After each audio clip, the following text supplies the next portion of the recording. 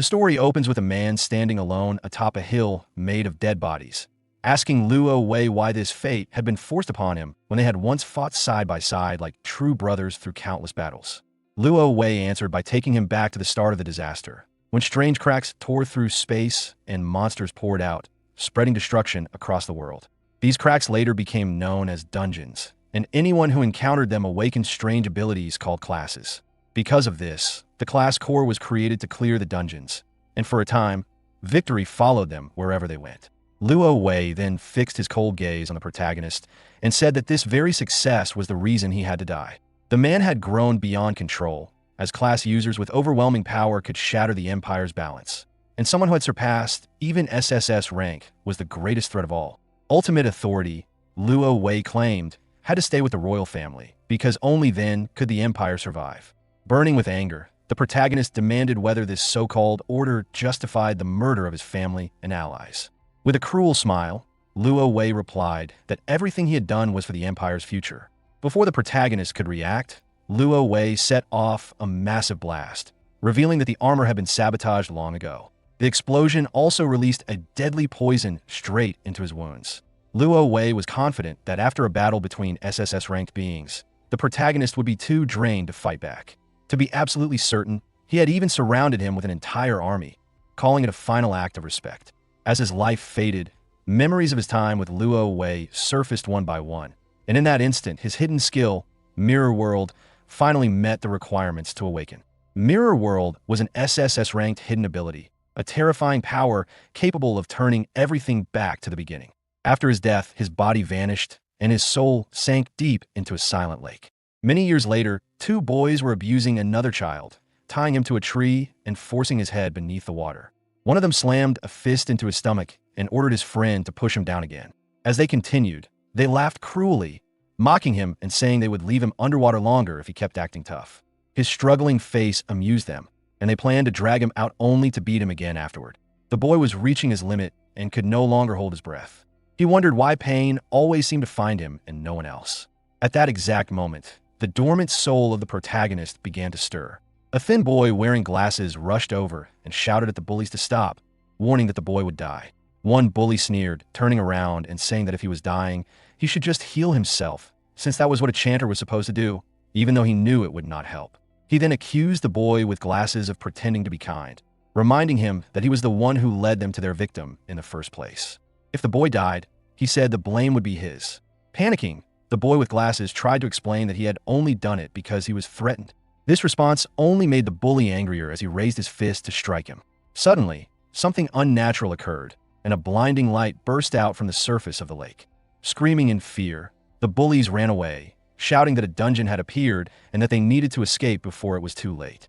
The boy with glasses ignored everything else and stared at the boy in the water. Realizing he was still submerged, he sprinted toward the rope, knowing that if he did not act immediately, the boy would die. In that instant, the water in the lake vanished as if it had never existed, and terrifying creatures began crawling out from the empty basin. The boy with glasses hurriedly worked at the ropes, trying to free the trapped boy. While his focus slipped, one of the monsters suddenly leaped toward him. Without hesitation, the tied boy grabbed his clothes and yanked him away from the incoming strike. He then raised his hand and instinctively released a skill known as Glacial Impact. A system message appeared, stating that basic heal had been cast on Minor Demon A, but the skill failed because the target's health was already at maximum. The boy with glasses froze in shock, unable to understand why a healing spell had been used on an enemy. When the monster rushed in again, he quickly formed a shield, barely stopping the attack in time. As the protagonist checked the status screen, he saw the name Yun Shay along with the Chanter class listed beneath it. He immediately understood that he had cast a healing spell and that this body did not belong to him originally. Under normal rules, touching a dungeon bound a person to the system and granted a random beginner class that could never be changed. From there, people grew stronger by clearing dungeons and unlocking skills tied to that class. Yet he had once been a warrior who stood at the very peak of power. In his final moments back then, he had activated the skill Mirror World. After that, his soul was sealed within that strange space until he heard the desperate cry of the drowning boy. Only then did he realize that he had been reborn inside the boy's body. The situation was far from ideal, but he was still grateful for the second chance and silently accepted it as an opportunity for revenge. The boy with glasses quickly warned Yin Shay that monsters were closing in from all sides and beg for help, admitting that he could only hold off 3 of them at most. Yun-Che could immediately feel how frail this body was, as even the weakest monsters were far beyond what he could handle. With their speed, escaping was impossible, and running would only lead to his death. When he checked his skill panel, his heart sank, as every ability listed was nearly worthless. Basic Heal could only restore 1 to 4 points of health, while Entangling Vines merely summoned weak vines with a low chance to restrain a single enemy. The Chanter class was far too narrow in purpose, strong only in support yet inferior in every other aspect. It was no surprise that people treated this class with contempt. Relying only on his past battle experience, Yun-Che could barely hold on for the moment. He narrowly avoided a monster's strike, fully aware that once his stamina was gone, his life would end. At this point, the hidden skill Mirror World was his sole chance to survive. Without fully understanding how it worked, he evaded another attack and tried to activate the skill by touching the monster, but it failed because the requirements were not satisfied. He wondered whether his level was too low or if the skill required an actual mirror to function. When he attempted to use Mirror World on the monster again, the system rejected it once more due to insufficient level. From this, he guessed that a reflective surface was necessary for activation. Since the level problem could not be fixed immediately, he chose to test the skill on something else. He tried using it on the monster's weapon, only for the attempt to fail again because of his low level. He then targeted the monster's torn loincloth, but the result was the same. The boy with glasses shouted in desperation, telling Yun-Che to stop wasting time on useless abilities because he was reaching his limit. Suddenly, a violent surge of energy crashed down from the sky, and a creature identified as a level 10 malformed overlord emerged. The boy with glasses felt all hope vanish, knowing they were doomed. A monster of that rank required at least level 10 to defeat. Moments later, more pillars of energy descended from above, and his eyes filled with terror as his legs gave out beneath him. In the blink of an eye, hundreds of savage monsters surrounded them, sealing their fate. As Yun-Che struggled with his ability, the monsters started rushing straight at them without hesitation. He even tried using his skill on nearby stones, only to fail again, making him suspect the level difference was simply too great. Then he turned to Xiao Ji's crude defensive barrier, the name of the boy with glasses, and attempted to activate Mirror World on it. But the system immediately rejected the attempt, explaining that skills belonging to others could not be reversed. The moment Yun-Che understood this rule, a grin slowly appeared on his face, because it meant one important thing. He could reverse his own abilities. The instant he targeted himself, the system confirmed that Mirror World had successfully inverted his Entangling Vine skill. Without wasting time, Yun-Che activated the new skill, Chaotic Thorns, and countless sharp thorns burst violently from the ground. Just as one monster lunged forward, another monster glowing with a red aura suddenly slammed into it, blocking the attack and saving Xiao Ji. Xiao Ji froze in confusion, unable to understand what was happening. Yun-Che, however, quickly grasped the truth. The skill's effect had been completely flipped. Instead of restraining enemies, it now caused mental disruption. Normally, Entangling Vines could barely trap a single target with a low chance of success, but its reverse form unleashed thorns that struck enemies with a chance to inflict confusion. Under this effect, the monsters began turning on one another, attacking anything nearby without reason. Watching the chaos unfold, Yun-Che smiled, realizing that a once worthless ability had transformed into something terrifying. The thought of reversing his remaining skills filled him with anticipation. Mirror World fully deserved its title as an SSS-ranked hidden skill, as it did not merely flip effects but strengthened them entirely. Had he used the original version of the skill, the chances of success would have been laughably low. Under normal conditions, the binding effect would barely hold for a single second, nowhere near the strength it now displayed. Yun-Che pulled a sword embedded in the dirt and felt a surge of excitement as he wondered how far this reversal could go with his other abilities. His gaze soon landed on a skill called Empowered Strike. It required 20 mana, lasted half a minute, and increased the attack power of one target by 5%, ending once that target spent mana. When Yun-Che inverted this skill, it became Trick Blade. The cost doubled to 40 mana, the duration stretched to 60 seconds, and every use of mana now granted a 10% increase in attack power. The moment he activated Trick Blade, his sword erupted with a fierce aura. Yun-Che quickly understood that each time he used a skill, his attack strength would rise by another 10%. With Trick Blade active and a full minute remaining, simply casting abilities would keep stacking his power. The possibilities were frightening. Soon after, Yun-Che felt a surge of strength as he reached level 6. Glancing around, he noticed many monsters had already killed each other in their madness. and he realized they provided a generous amount of experience when they died. When a monster attempted to strike him from behind, Yunche sensed it in time and raised his blade to block. His eyes flicked to his status, showing 480 health points and 120 mana. He then realized that leveling up instantly restored his mana supply. Seeing that the monsters were still attacking each other, Yunche decided it was the perfect chance to test the limits of Trickblade. Without hesitation, he activated Chaotic Thorns, draining mana, as the skill took effect. The moment Chaotic Thorns was cast, Trickblade activated again, draining his mana at high speed while stacking another 10% increase in attack power with every skill use. Yunche was left with only 12 mana, yet his attack had risen by a massive 120%, with 44 seconds still remaining on Trickblade's timer. His eyes shone brightly as he locked onto a monster charging straight at him. He quickly understood that this ability shattered all common limits, letting him reach more than double his normal strength with ease. When the creature swung, Yunche knocked the strike aside, slipped behind it, and carved deep wounds across its back and stomach. Xiaoji stood frozen in disbelief. He could hardly believe the person moving so sharply was the same Yunche he knew. How could a level 5 Chanter fight like this?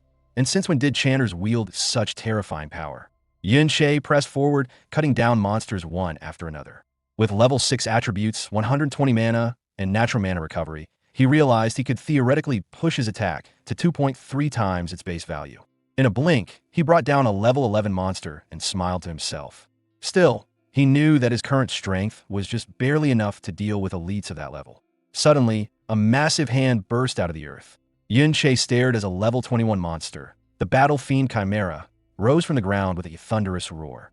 It spun once and wiped out the surrounding lesser monsters in a single strike. Terror flooded Xiao Ji's face. Yunche, on the other hand, felt a flicker of surprise at encountering a hidden level 21 boss in such a dungeon. As the beast charged at them, Yunche attempted to cast Chaotic Thorns, but the skill failed, revealing the monster's immunity to chaos. Just as the creature was about to strike, Xiaoji stepped forward and raised his shield. Yunche was caught off guard, and moments later, a familiar presence entered his sight. A blonde-haired boy suddenly shouted at him, calling him a fool and reminding him that he had warned him not to rush and recklessly, causing Yunche's eyes to widen in surprise. The boss struck with overwhelming force, smashing through the shield Xiaoji had summoned and hurling his body violently into the ground. Yunche sprinted to his side, stretched out his hand, and began activating his abilities. He cast Basic Heal on Xiaoji, restoring only 1 point of health, which drained his mana down to 54 and instantly triggered Trickblade, adding another 10% to his attack power. He cast Basic Heal again, this time landing a critical heal that restored 5 HP, but his mana dropped to a single point. Yunche couldn't help but think how miserable a Chanter's healing really was, and quickly asked Xiaoji if he had any healing potions, to which Xiaoji replied that he had one emergency potion, prompting Yunche to tell him to drink it immediately. With that, Trickblade still had 85 seconds remaining. Meanwhile, the boss began wiping out the remaining monsters with ease. Yunche knew he stood no chance against it yet, but the smaller enemies were nearly gone, and a plan was already forming in his mind. Raising his blade, he told Xiaoji to hold on for 1 minute because he was about to clear the rest, leaving Xiaoji stunned. Yunche surged forward like lightning, cutting down monsters in rapid succession until Trickblade's timer finally ran out. He leveled up, restoring his health and mana to a massive 8,020, and immediately began reactivating Trickblade by repeatedly casting Chaotic Thorns. Every mana-consuming cast triggered Trickblade again, stacking another 10% increase to his attack each time.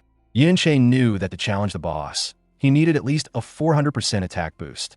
He continued slaughtering monsters, leveling up once more and restoring his mana to 110. He cast Chaotic Thorns again, gaining another 10% boost as his mana dropped to 101, then repeated it, stacking yet another increase while his mana fell to 92. At that moment, Yunche calculated that he would need to cast Chaotic Thorns 40 times within 50 seconds, which meant only one thing. He had to reach level 10. Xiaoji stood frozen, completely unable to trust what he was witnessing as Yunche broke through level after level right before his eyes. The boss gathered strength to strike, but Yunche suddenly shone with a blinding light, revealing that he had reached level 12. His Trickblade now carried a massive 510% attack increase with 9 seconds still left, more than enough to confront the monster head-on. Yunche vanished like a flash of lightning, severed one of its arms, reappeared behind it, and unleashed a relentless storm of slashes that made the creature scream in agony. Before it could even respond, Yunche carved its body apart completely. In less than a heartbeat, a level 21 boss with over 10,000 health was erased. After its death, Yunche gained 3 more levels, reaching level 15. Xiao Ji felt dizzy, unsure if he was dreaming, questioning whether a mere level 5 chanter had just cleared an entire new dungeon alone. With the dungeon lord defeated, the dungeon itself collapsed and was officially cleared. Xiao Ji walked over cautiously and asked if Yunche was truly himself. Items dropped across the ground, and the system urged Yunche to collect the rewards. Still stunned, Xiao Ji asked how Yunche had suddenly become so powerful. As memories of his past surfaced, Yunche looked at Xiao Ji and asked what his connection was to Xiao Binbin. Xiao Ji was shocked, unable to understand how Yunche knew his great-grandfather's nickname. Yunche, in turn, was surprised to learn that Xiao Ji was actually Xiao Binbin's great-grandson, and memories of the old man resurfaced, filling his eyes with sorrow as he recalled how everyone he once knew had been slaughtered by Luo Wei. Before Yunche could ask anything further, Xiao Ji looked away and said there was no need to talk about him right now, adding that if Yunche didn't want to explain his strength, he didn't have to, and there was no reason to embarrass him. Yunche felt confused, unsure why the conversation had suddenly turned this way. Xiao Ji then added that although he didn't understand a reason, Yunche had clearly been hiding his real strength all along, and suggested they head back to school since the next day involved a visit to the Modern History Memorial Hall, and skipping class would draw unwanted attention. Hearing this, Yunche clenched his fist tightly, a wave of fury rising in his chest. Yunche chose to follow his advice, yet he understood clearly that he could not expose the truth about himself for now, because if Xiao Ji dug too deeply, doubt would surely arise. His thoughts drifted to the Modern History Memorial Hall, since it should contain records of everything that happened after his death. The following day, they rode the subway toward school, surrounded by excited students chatting nonstop. The world had changed beyond recognition, and after being gone for so many years, Yunche felt as if he had stepped into a completely different era. He was stunned to discover that dungeon materials were now used to power vehicles, and countless strange inventions filled the city, many of which he had never seen before. Still, some of these things felt familiar, as he had encountered similar items inside dungeons long ago. He opened his system inventory and wondered whether only monster drops could be brought out of a dungeon. He equipped the Chimera Bone Ring, a level 14 accessory crafted from the rib of the Flesh and Bone Dungeon Lord, the Battlefield Chimera, which allowed the user to attach a chimera limb to their body. Yunche then took out the robust physique skill book. From this, he realized that equipment and skill books stored in the inventory could be taken outside dungeons and even traded in the real world. The resilient physique skill activated successfully, becoming a permanent passive that reduced incoming physical damage. Anything that could not be stored in the inventory after defeating a dungeon lord must have vanished along with the dungeon itself. A puzzled light flashed in Yunche's eyes, as he had no idea what the world had become after his death. Soon after, they arrived at the Modern History Memorial Hall, and the first thing that greeted him was a towering statue of Luo Wei, honored as the supreme ruler of the empire and the emperor who had supposedly ended the dungeon calamities. As the teacher began guiding the students through the hall, he explained that many people knew this location had once been the battlefield of a famous rebellion more than 50 years ago. The teacher went on to say that in those years the world was overwhelmed by dungeons, and people lived under constant threat, especially after the appearance of the most horrifying triple S rank dungeon, which plunged everyone into endless fear. He explained that King Luo Wei personally led the elite forces in a battle, and although the losses were enormous, he eventually managed to defeat that dreadful dungeon. However, at the very moment of victory, a carefully prepared uprising broke out. According to recorded history, the mastermind behind this rebellion was Yunche. He was once the king's most trusted figure, yet later became known as a heartless traitor who turned against the throne. Hearing this version of events, Yunche felt rage boiling inside him, unable to accept how the truth had been twisted. It was they who cleared the triple S rank dungeon, and it was they who were betrayed and ambushed. The teacher clenched his fist tightly, saying it was impossible to imagine the agony of being stabbed in the back at such a time, but that their king endured the pain and continued to fight with sheer determination. In the end, with assistance from the great hero Ding Kuan, the rebellion was crushed. At the mention of that name, Yunche's eyes flickered with interest as he wondered whether such a person truly existed. Just then, the boys who had tortured Yunche at the lake appeared nearby, looking confused as they realized they were still alive. They whispered among themselves, questioning how this could be possible when Yun Che and Xiao Ji had clearly been pulled into a newly formed dungeon. One of them muttered that the dungeon had already been cleared, reasoning that only a powerful expert could have done so in such a short time. In his view, they had been incredibly fortunate to encounter that expert, while Yun Che quietly fixed his gaze on them. Recognizing them as the scum who had abused the original owner of his body, he watched as others gathered around Ding Su, curious about what he was saying. With faces full of disbelief, they questioned whether he had truly run into a new dungeon and, even more astonishingly, survived it. Ding Su casually wrapped an arm around Xiao Ji's shoulder and remarked that he was lucky to have escaped with his life. He leaned closer and spoke in a low voice, saying that they had nearly dragged Ding Su and his group into that dungeon that day and demanded to know how Xiao Ji intended to repay that debt. Xiao Ji panicked and immediately claimed that everything was Ding Zu's doing. He threatened to report Ding Su, accusing him of almost getting both himself and Yun Che killed. Ding Su suddenly grabbed Xiao Ji by the head, asking what he was even thinking and realizing that he clearly had no understanding of the situation. He then pointed toward the statue ahead and told Xiao Ji to look carefully at how his ancestor was being stepped on by the hero. Ding Su declared that the man shown there was the traitor Xiao En, and that Xiao Ji was his descendant. Finally, Ding Su sneered and asked if Xiao Ji truly believed anyone would stand on his side. His voice rose as he shouted that Xiao Ji could insult him all he wanted, but he would never allow anyone to disrespect his ancestor, leaving Xiao Ji completely stunned. More people began to gather, already aware that Ding Zu's grandfather was the legendary hero Ding Kun. When Yun Che heard this, his eyes flashed with uncontrollable fury. The surrounding students slowly realized that the person beside them was Xiao Ji, the descendant of Xiao. And to them, a traitor's descendant daring to speak against a hero felt like the world had turned upside down. They remembered the stories of how Xiao En had massacred countless people, and how far worse it could have been without the hero's intervention. Ding Su continued speaking, stating that he didn't care what Xiao Ji said behind his back, but he would not tolerate his ancestor being insulted face to face. At that moment, the teacher stepped in, placed a hand on Xiao Ji's shoulder, and asked him to apologize. He said that as a teacher, he had always been impartial, reminded him that the hero had shown mercy to his family long ago, and concluded that even if Xiao Ji felt no gratitude, he had no right to slander the hero. After finishing his words, the teacher walked away, leaving the situation behind.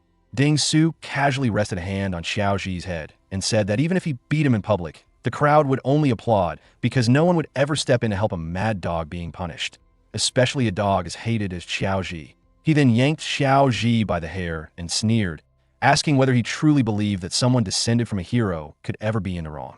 Just as Ding Su lifted his hand to strike, a sudden kick slammed into his face and sent him crashing to the ground. Xiao Ji stared in disbelief, his eyes wide open. Standing there was Yun Che, his gaze burning with fury. Yun Che coldly asked whether the hero's family had been too busy to teach their children basic manners. The surrounding students immediately started recording, whispering in shock as they questioned whether that person was really Yun Che. They muttered that he looked completely different and couldn't believe he had actually dared to hit Ding Su.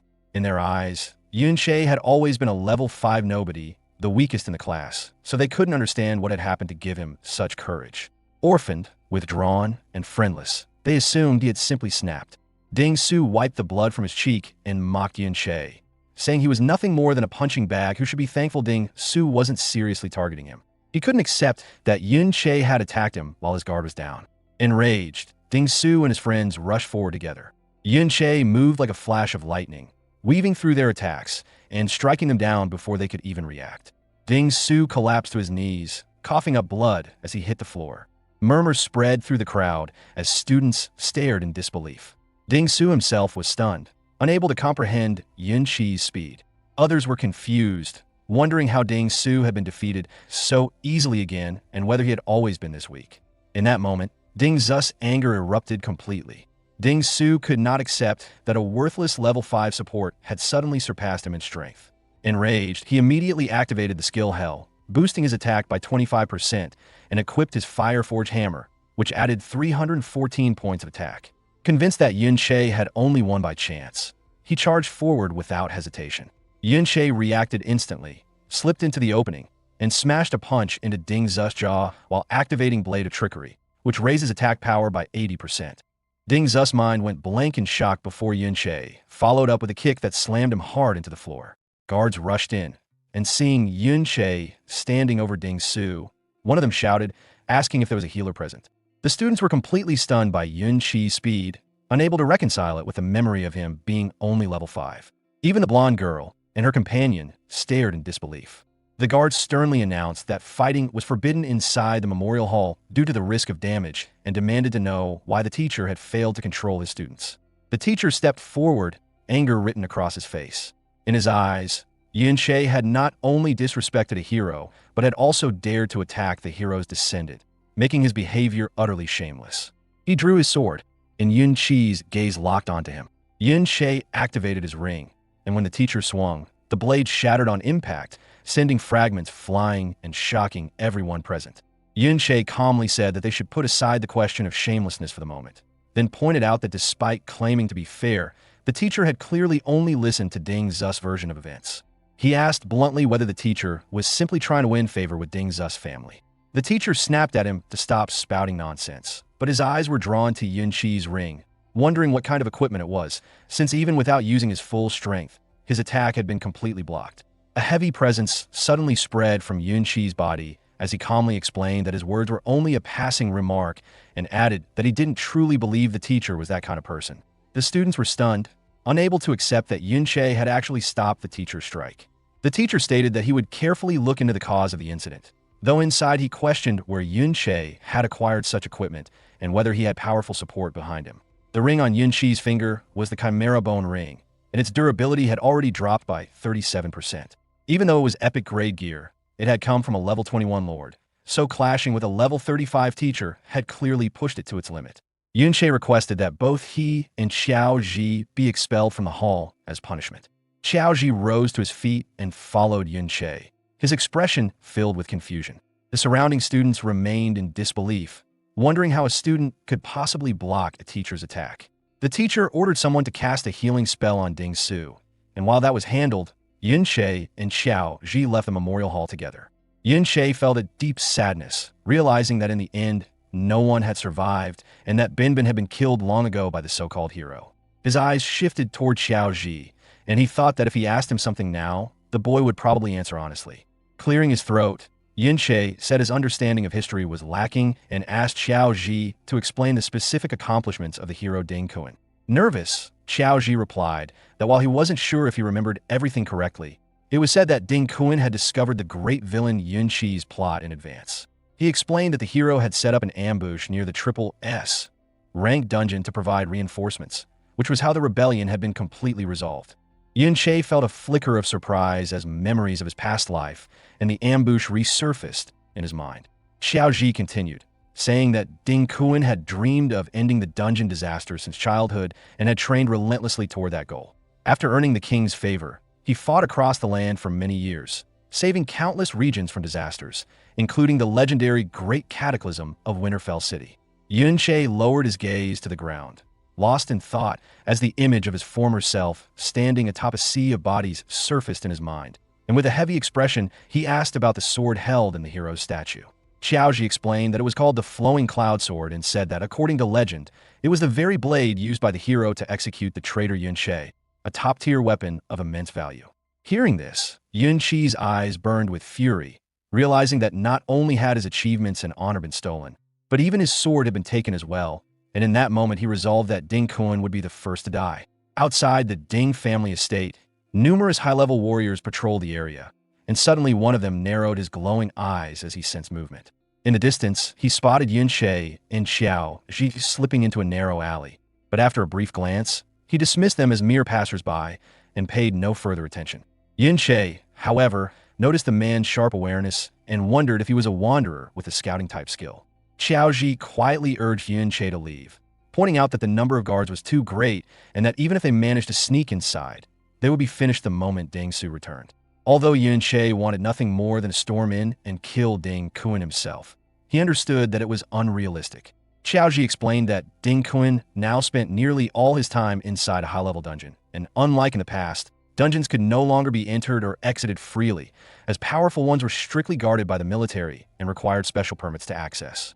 Still, Yun-che was certain that Ding Kun's family must possess such a pass somewhere within their home. He questioned whether it was truly necessary for the family to maintain so many guards, considering they were only one of many branches descended from Ding Kuan. Xiao Ji replied that regardless, they were still the bloodline of a hero and even possessed a dungeon within their own estate. Yunche was stunned to learn that they had a private dungeon, and Xiao Ji added that while low-level dungeons had long been traded privately, such things were completely unattainable for those without power or influence. With guards constantly protecting him, Ding Su could enter the dungeon whenever he wished, hunting monsters and leveling up at will. Unlike them, ordinary students only got to enter dungeons during school practicals, where they even had to compete for monsters to fight. Yunche realized how much times had changed and wondered if this meant the richer and more powerful you were, the higher your level would become. Xiaoji agreed, explaining that a regular student usually finished school around level 15 to 20. Since many lost dungeon access after that, they stayed stuck at those levels. If someone worked in a dungeon-related job, like a miner or ranger in a national dungeon, they might reach close to level 30 by middle age. Guards like those at Ding Zu's estate had the advantage of their family's dungeon, keeping them around level 30.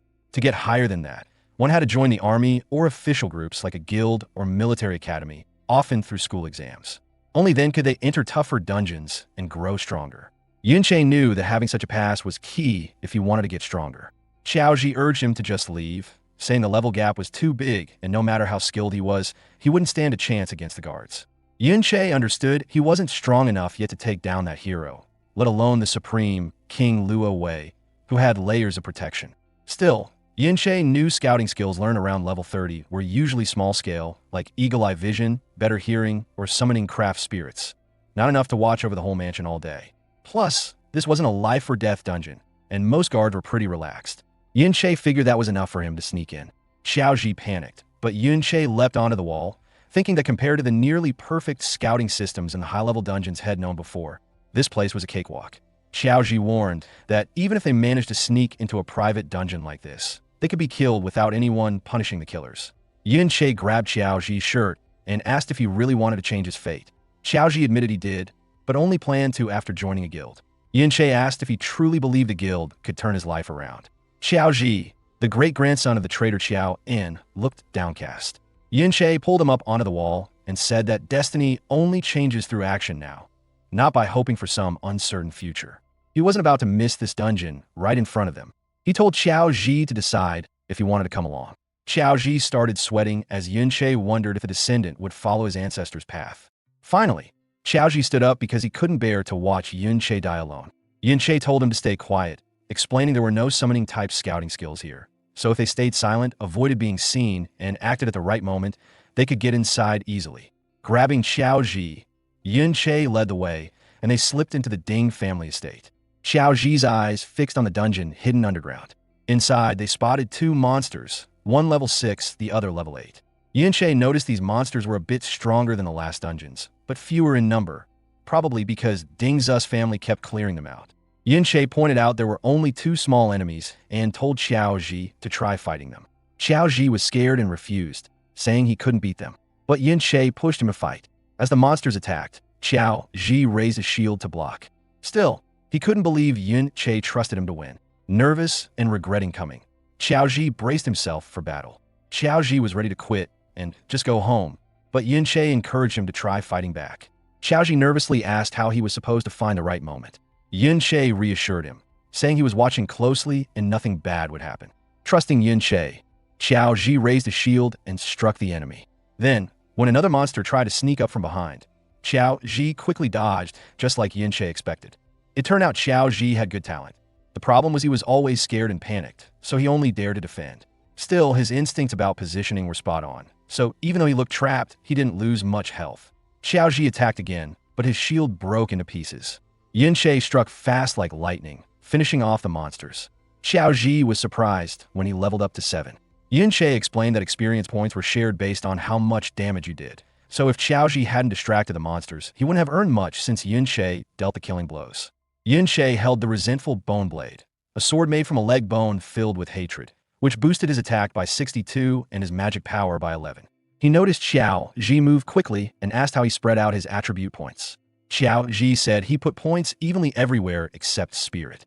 Yunche remembered shield users usually didn't invest in agility. Xiaoji admitted that if he didn't, No one wanted to team up with him because slow shield bearers got left behind while others grabbed all the monsters. Yunche sighed and told him to think long-term. After level 60, to advance classes, you need to meet certain attribute requirements. Yunche explained about the Bastion Fortress class, saying it needed 60 stamina and 90 defense points, so you couldn't just put points anywhere. Xiao Ji said most people only ever reach around level 40 in their life, and thought reaching level 60, which was S rank, was impossible.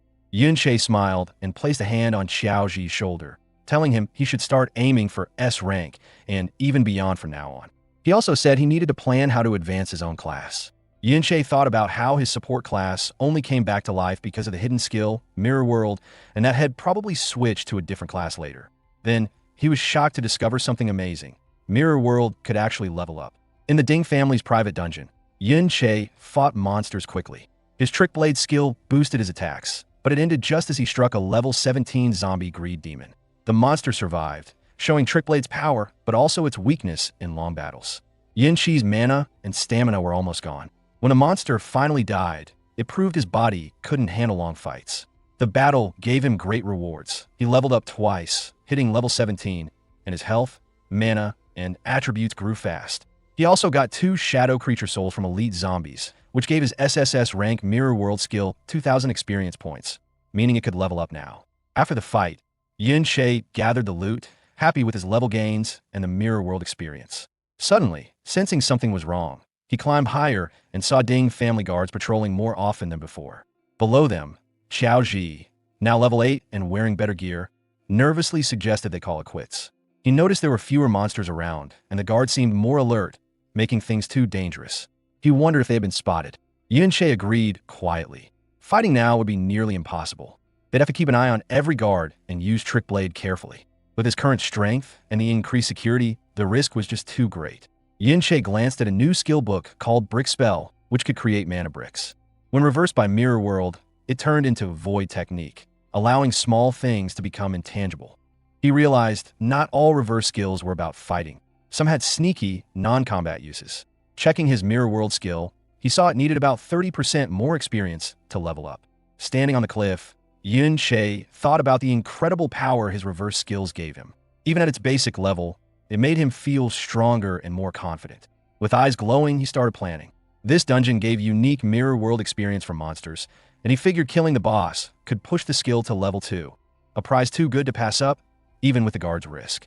They moved stealthily through the cave, hiding behind rocks as the guards used detection skills more often, making their situation dangerous.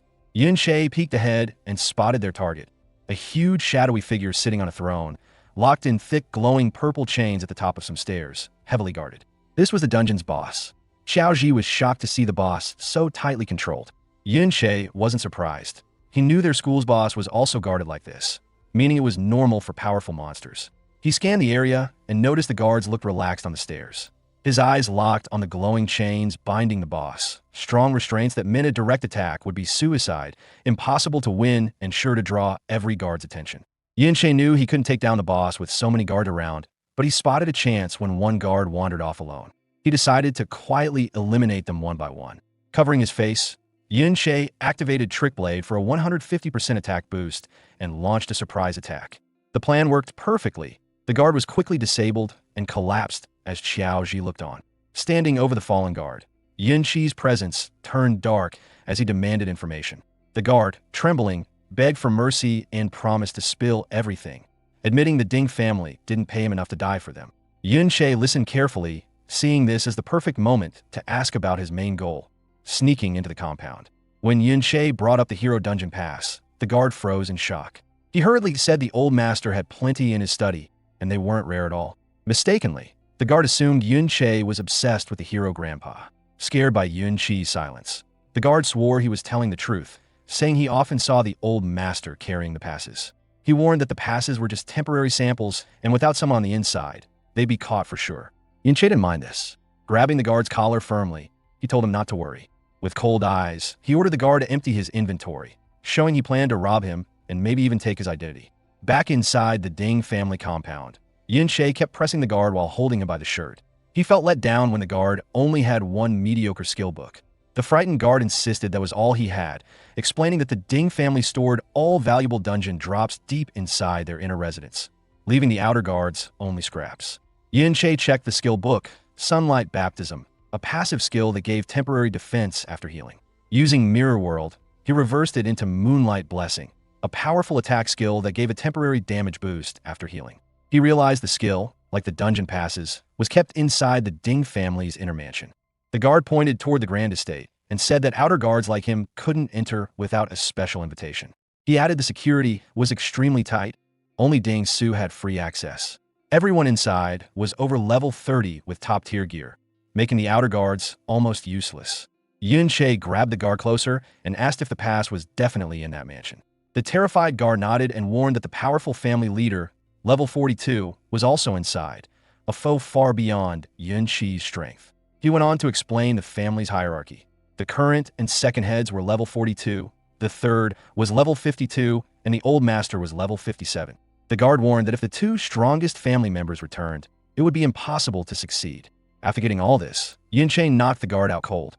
He had Xiao Ji put on the guard armor as a disguise and wait for his signal. Since the powerful family leader was safe inside, Yin-che planned to draw him out instead of facing him directly. Back in the dungeon, Yin-che studied the boss. He realized the Ding family used powerful chains to keep the boss alive and trapped, turning it into a permanent farming spot. Yin-che saw a big weakness in the system. The chains were the only security, and they were easy to guard, but also easy to break if you knew how.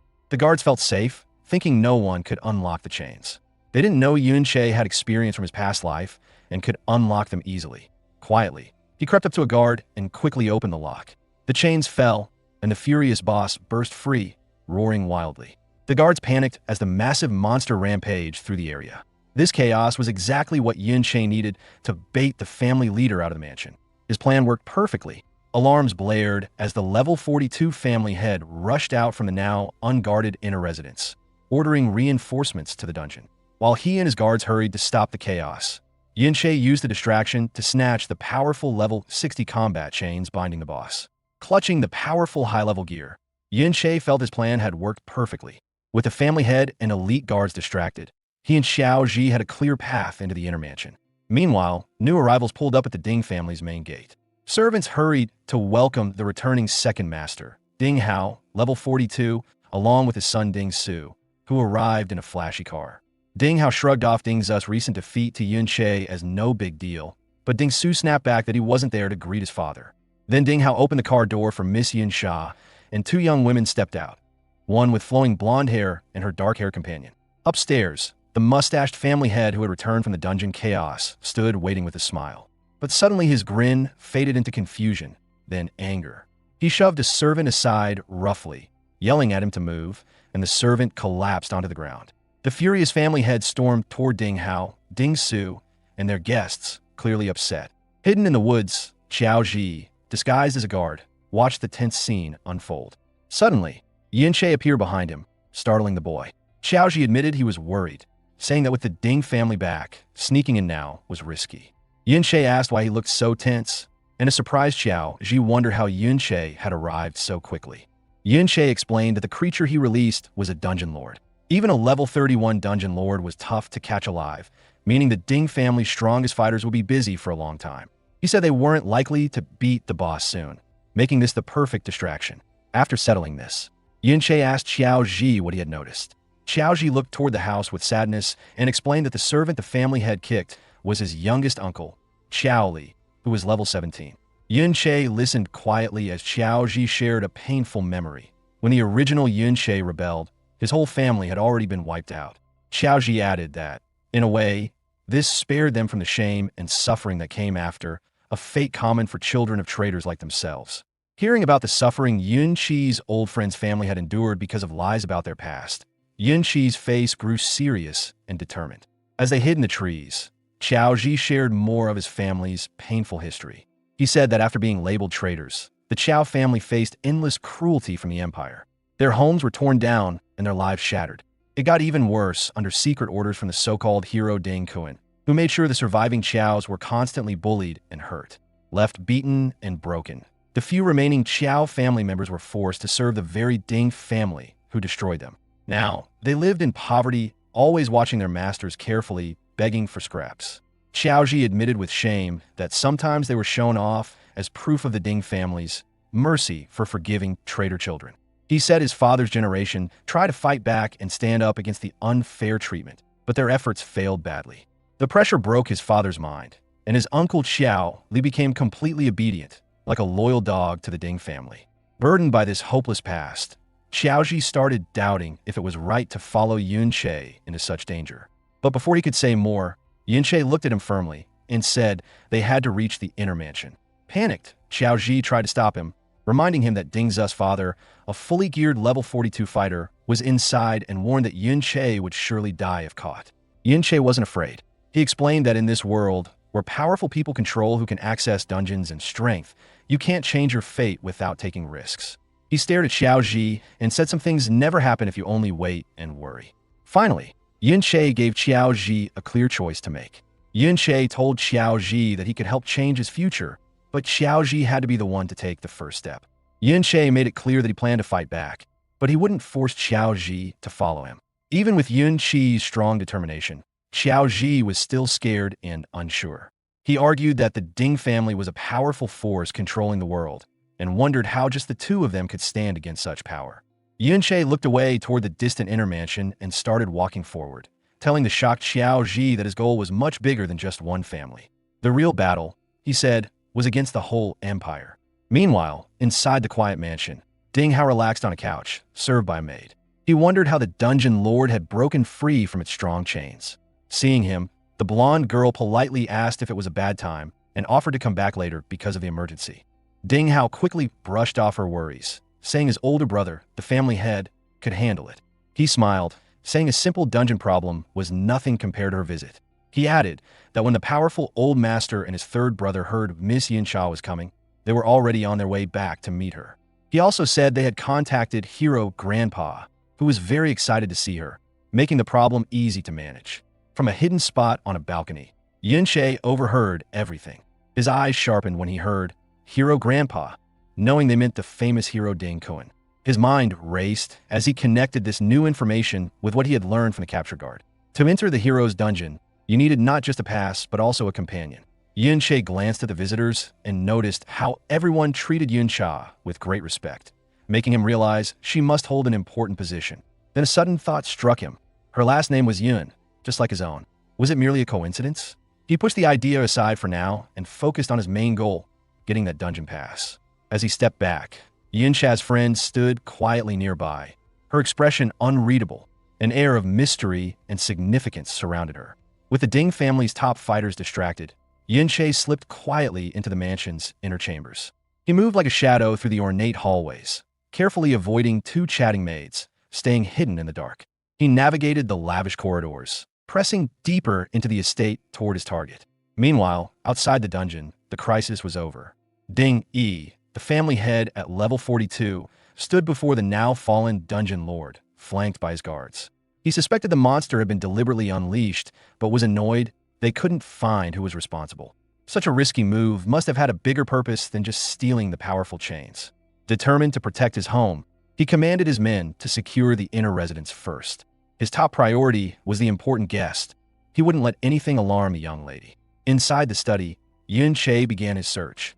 He went to the desk the guard had mentioned, but was irritated to find empty drawers. Then he remembered his new non-combat skill, phasing, the reverse of brick spell, which let his hand pass through solid wood. Using it, he discovered a secret compartment inside the desk. Inside, he found a hidden drawer packed with books and journals. His eyes landed first on a worn diary. Setting the diary aside, Yunshi's eyes landed on the real treasure, a stash of high-quality, fancy skill books. One caught his attention, a powerful support skill called Slowing Aura that could reduce the speed of all enemies within a large area. He had discovered the Ding family's secret cache. Outside, the entrance to the inner residence was swarming with guards. Hidden in the nearby forest, Xiaoji's heart raced with fear as more and more soldiers gathered. He worried desperately that they had been spotted and that Yunshe might be trapped. Panic surged as memories of his father's madness and his family's endless suffering flooded his mind. His first instinct was to flee, to save himself by slipping away unnoticed. Then, as a guard crept near his hiding spot, he froze, unsure what to do. But Yun Qi's earlier words echoed in his mind. He could change his fate, but only if he chose to act. Taking a deep breath, Xiao Ji let out a loud shout, drawing the guard's attention. He burst from the shadows, running full speed to lead the guards away from the mansion. He had made his choice. He would be the distraction to protect Yin Che. Inside the house, Yin Che watched Xiao Ji's brave move with pride. Seeing the guards diverted, he smashed a window and leapt out, feeling a surge of hope. His friend had finally faced his fears and decided to fight his destiny. To cover Xiao Ji's escape, Yin Che made an even bigger scene. He landed boldly among the guards, taunting them loudly, claiming he had stolen the chains and skill books, daring them to catch him. Furious, the guards abandoned their posts and gave chase. As Yin Che ran, he activated the slowing aura skill head just stolen. But thanks to the mirror world, the skill flipped into accelerating aura, boosting his speed and that of any allies nearby. Watching them flee, the family head Ding Yi noticed something unusual. Instead of running away from the mansion, Yin Che and Xiao Ji headed straight back toward the dungeon, confusing the guards who chased them. Ding Yi, noticing this, quickly ordered 2 squads to stop the chase and return to guard the dungeon lord. Xiao Ji, running beside Yin Che, was puzzled and asked why they were leading the enemies back into danger. Yin Che calmly explained his plan. With so many guards drawn out chasing them, the dungeon lord should now be easier to control. He knew a fierce battle must have weakened the boss, lowering its health to a critical point. Checking his ultimate skill, Mirror World, Yin Che saw it was nearly ready to level up. With glowing purple eyes, he realized now was the perfect moment to finish off the dungeon lord and boost his power. Inside the Grand Ding family sitting room, a calm silence fell. The blonde woman sipping tea politely told Ding Hao he could handle the noise outside. Confident, Ding Hao brushed it off as a minor problem, a thief, and assured her his brother, Ding Yi, was managing it. But things were far from calm. Deep in the dungeon, Ding Yi was furious, yelling at a guard for being too slow and ordering him to chase the rampaging dungeon lord immediately. When Yun Che sped past, Ding Yi sent his fastest rogues and archers to abandon the boss and capture the intruder at all costs. Despite their efforts, Yin Qi's speed was unmatched. He had invested half of his attribute points into agility, leaving them far behind. With his reverse speed skills boosting him, Yin Che moved so fast that only elite level 30 rogues or archers could even try to keep pace. He dashed straight into the main chamber, where the skeletal overlord lay surrounded by guards. The huge beast was badly injured and barely standing as the guards scrambled to cast a protective sealing spell. Yin Che smiled, knowing his plan had worked exactly as he hoped. The boss was at its weakest point. Gathering a surge of purple energy, he readied himself to strike a final, crushing blow. Just as Yin Che got close, the guards around the overlord spotted him and yelled out a warning, rushing to block his way. But before they could form a solid defense, Yin Che unleashed chaotic thorns. Dark purple vines shot up violently from the ground, lashing wildly at the guards.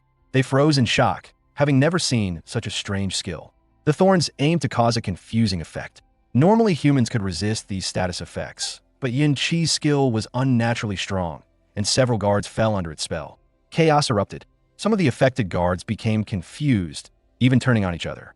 One mage accidentally hit a fellow guard with a powerful spell, throwing their ranks into disarray. The others stood dumbfounded, amazed that the skill worked so well. With the enemies fighting amongst themselves, Yin Che slipped easily through the mess. His path to the weakened dungeon lord was wide open.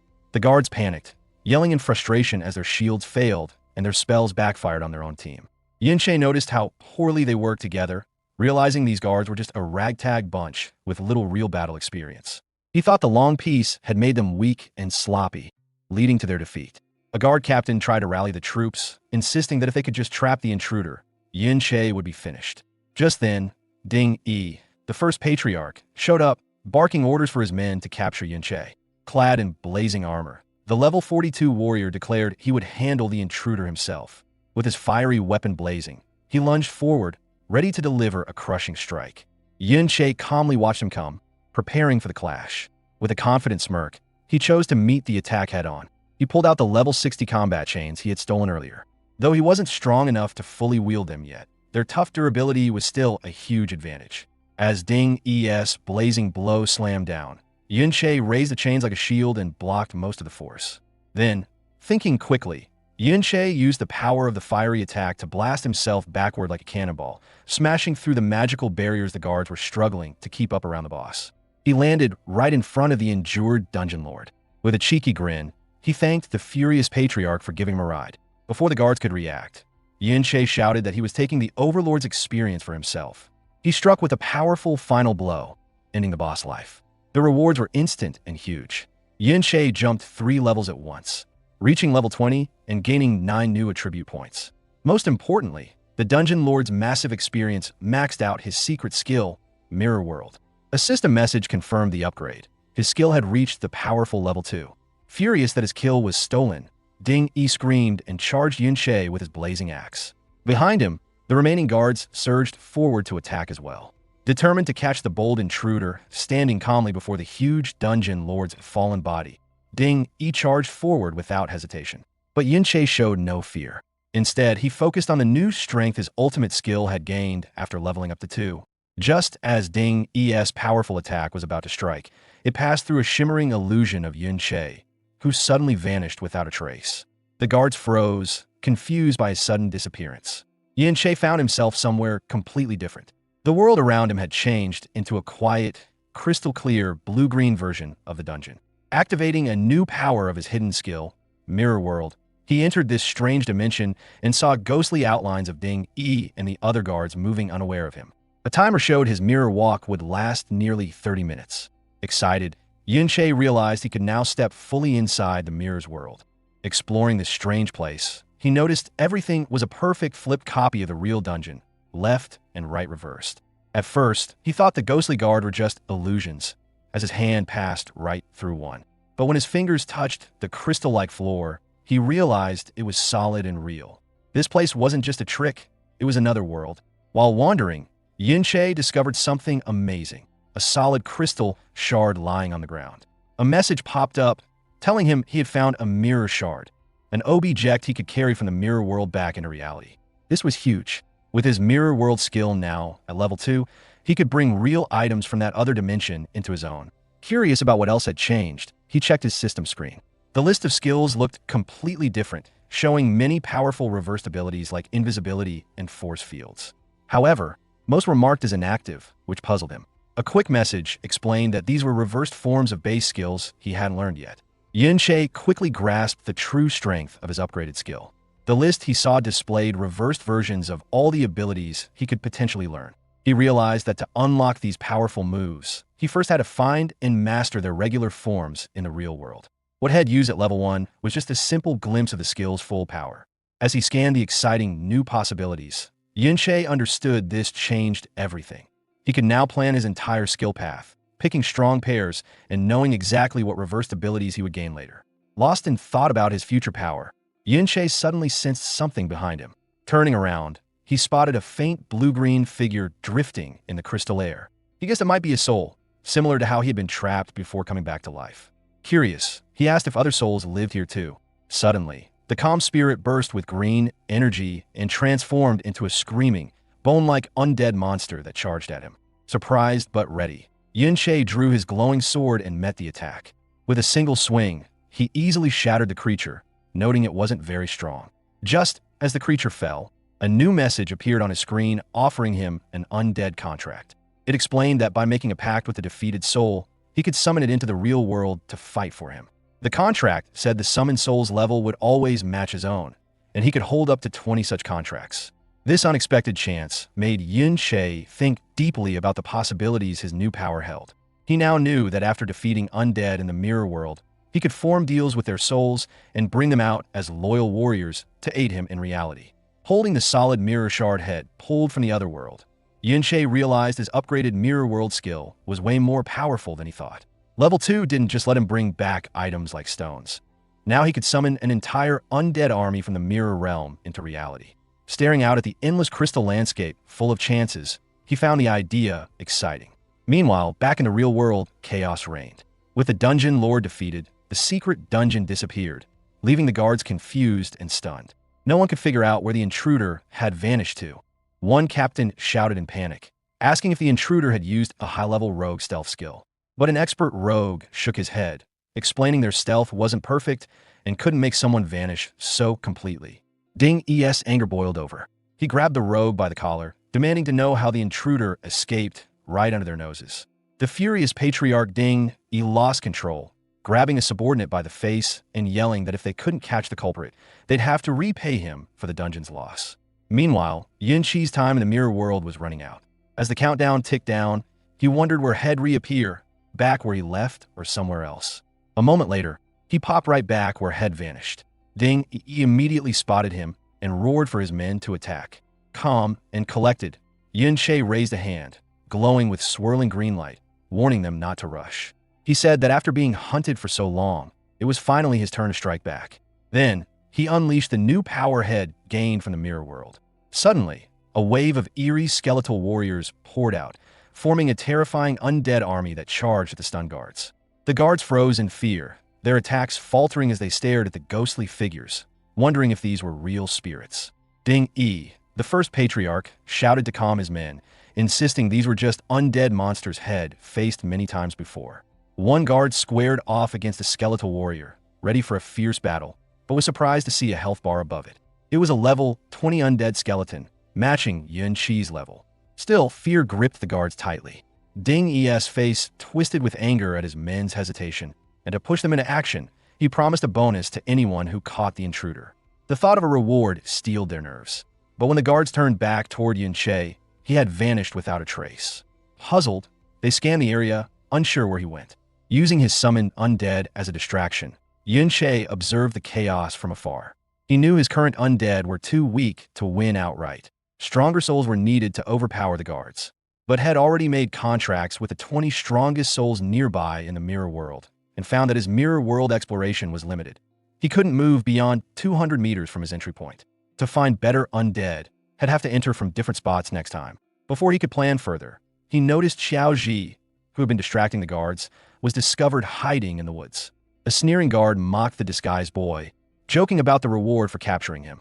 Without hesitation, Yin Che sprang from the shadows, swiftly and accurately taking down the guards, threatening his friend. With the way clear, Yin Che grabbed the shocked Xiao Ji and told him it was time to leave. Watching the chaos Head caused, with his undead army keeping the guards busy, Yin Che decided their mission was complete. It was time to get out, escape the danger, and carefully examine all the new rewards from their daring raid. As Yin Che and Xiao Ji made their getaway, the remaining Ding family soldiers battled the relentless skeletons. The guards struck hard, smashing bones, and thinking the fight was easy since the undead seemed weak. But their relief vanished fast. Every skeleton they destroyed immediately reassembled without a scratch. The guards kept fighting, only to see the skeletons rise again and again. Just when a morale hit the floor, Ding Gu, the calm and powerful level 52 third family head, appeared casually smoking. He understood these skeletons were summoned beings, and that each revival drained the summoner's magic. Smiling confidently, he said the trick was to keep killing them until their master ran out of power. Later, the old master, the formidable family leader with a long white beard, returned. The first thing he asked was whether their important guest, Miss Yun Cha, had left. Inside, his son Ding Hao bowed deeply and apologized for failing to keep her there. He explained how the bold intruder had caused a ruckus, shouting loudly and even smashing a window, which frightened their guest away. The old master, Ding Dan, son of the famed hero Ding Kun and a fierce level 57 fighter, exploded with rage. He berated his son for the total security collapse, furious that the intruder had slipped in and vanished without being caught. Ding Hao hung his head, accepting full blame, but quickly offered some hopeful news. Even with all the chaos, Miss Yin Cha still agreed to enter the hero's dungeon, meaning the reputation of Yin Qi's grandfather, hero Ding Kun, wasn't completely ruined. This didn't calm the furious patriarch, Ding Dan, who vowed to hunt down the culprits without mercy. Impatiently, he ordered his son to quickly check what else had been stolen. Far from the turmoil, Yin Che examined what had gained. He glanced at the temporary dungeon pass he had taken, which was under Xiao Ji's name. He now had the pass, his main goal, but still needed someone to escort him into the hero's dungeon. He decided not to rush that problem yet. Looking over the rest of his loot from the Ding family's mansion raid, he realized it was very rewarding. Head jumped up to level 20, and although his powerful Chimera Bone ring was nearly broken from blocking attacks, Head grabbed over 10 valuable skill books. One book taught chant skills, all support types. He learned the Battle Song Chant, which boosted critical hit rate and damage but lowered defense. Instantly, Yin Che thought of its reverse version, Shield Song Chant, which would do the opposite. Excited, he realized by mastering and reversing these support skills, he could hugely improve his stats. With these buffs and a new passive skill that raised his strength, Yunche felt confident he could easily overpower anyone his level by pure stats alone. Besides the skill books, the Dungeon Lord dropped a rare level 30 item, Corrupted Knight's Armor, which would be useful later. But more than the levels, skills, or equipment, the biggest one was finally upgrading his hidden skill, Mirror World, to level 2. Thinking about these new powers, Yunche knew his necromantic summons made him much stronger, but he also understood there was still room to grow. Remembering the statue of hero Ding Kun, Yunche guessed his enemy was at least an S-rank berserker. To have any hope of defeating him, Yunche knew he'd need to reach level 50 or higher, and, more importantly, find to make a contract with an S-rank necromantic spirit. Later, safely away from the Ding family compound, a still nervous Xiao Ji asked Yunche if anyone was following them. Yunche stayed calm, saying they had lost any pursuers since no one had seen their faces. But Xiao Ji couldn't shake his unease, and Yunche realized how tough the whole experience must have been for him. Seeing his current undead army was too weak, Yunche started planning his next move. He asked Xiao Ji if there were any nearby dungeons where a powerful person had died. When Xiao Ji looked puzzled, Yunche explained he needed a higher-level dungeon to level up faster, adding the powerful person was important for something he'd explain later. After thinking a moment, Xiao Ji confirmed such a place existed but hesitated, worried. He said it was the school's private dungeon and no one could sneak in. This gave Yunche pause as he thought about the tightly controlled, heavily guarded dungeon, but he didn't back down.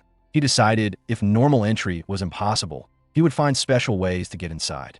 To start, Yunche met with his class teacher, offering a rare, valuable purple-quality skill book for the Wanderer class, stolen from the Ding family, as a bribe.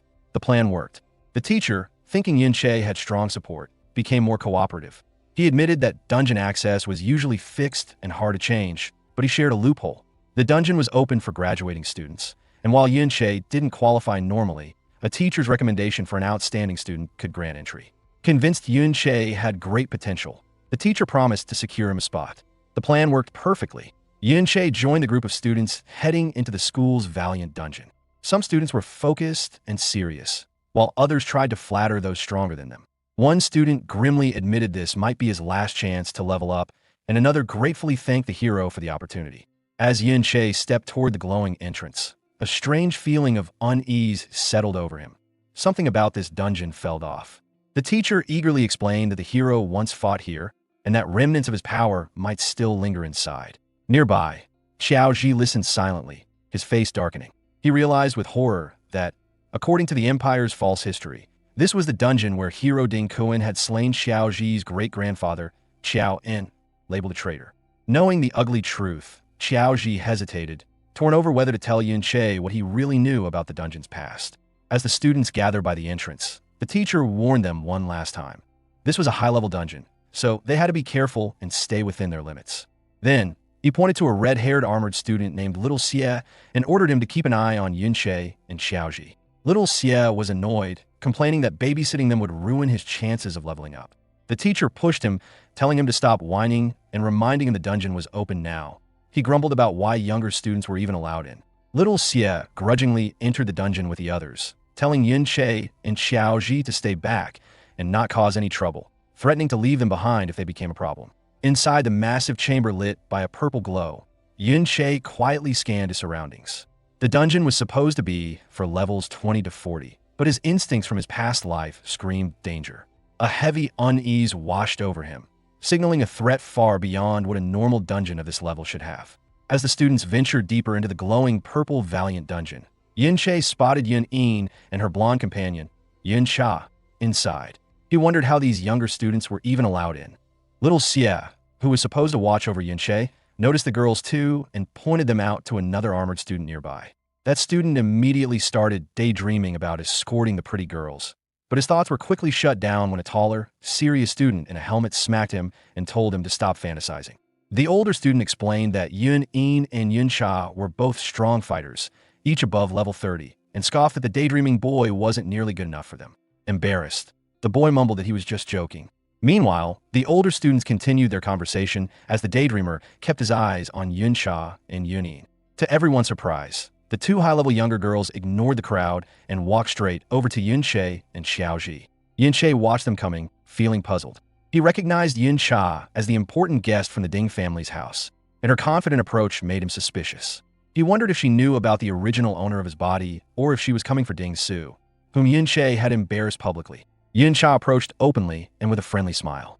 She said she had seen Yin Che at the memorial hall and praised his fighting skills, adding that his voice was unique. Yin Che wasn't sure what to make of it, thinking she might just be making small talk.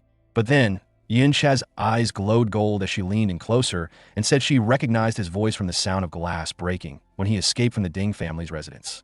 Yin Che was shocked. He realized with a start that this powerful girl had recognized him as the intruder just from a few words. He quickly shouted in surprise. After making her point clear, Yin Cha's outfit changed into white, mage-style battle clothes. Yin followed suit, donning a dark green energy suit. Yin Cha told the stunned Yin Che they would explore the dungeon first, then walked away with her friend. As they left, Yin Che thought carefully about what had just happened. He knew he was the intruder, but chose not to reveal it openly, instead sending a subtle warning. This made him wonder if Ding Su had also recognized his voice during their earlier fight. Still, Yin Che decided not to stress about it for now. He felt sure that if the Ding family didn't act fast, his rapid leveling would soon make him strong enough to face any danger. Seeing her friendly behavior, he decided to send a warning back. He called out, telling them to stay cautious because his instincts said the dungeon was unusually risky. Yin Cha stopped and nodded, telling her friend the place felt strange. She added that with her high level, the dungeon shouldn't be this unsettling. Giving Yin Che a final knowing smile, she thanked him for the warning and continued on with Yunin. Their brief friendly chat didn't go unnoticed. The older students around them watched in shock, whispering about why the usually cold Yin Cha was acting so familiar with him. Fueled by jealousy, they crowded around Yin Che, asking about his connection to her and demanding an introduction. Not interested in the drama, Yin Che cut them off and told them that he and Xiao Ji were leaving the group to explore on their own.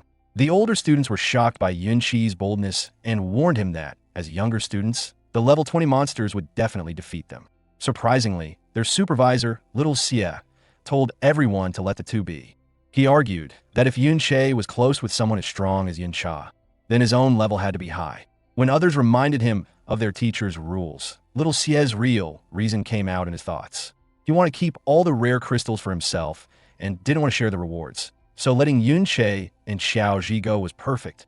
He ended by telling everyone to ignore them, saying they had emergency signal guns if things went wrong. As Yin Che and Xiao Ji walked off, Little Xie watched with jealousy and anger. He couldn't understand why a simple kid caught Yin Cha's attention. His envy turned dark, and he decided that if Yin Che was so cocky, he deserved to die. Later, as Yin Che and the others entered the dungeon, an angry Ding Su appeared at the entrance. A male staff member and a woman asked what he was doing there. Furious, Ding Su grabbed the man's shirt, demanding to know if a group had just gone inside. This outburst came after a frustrating meeting with his family elders. When Ding Su tried to tell them that Yin Che and Xiao Ji were the ones who raided their home, his father, Ding Hao, dismissed him coldly. He told him not to blame the family for his embarrassment and said he didn't have time for such small issues.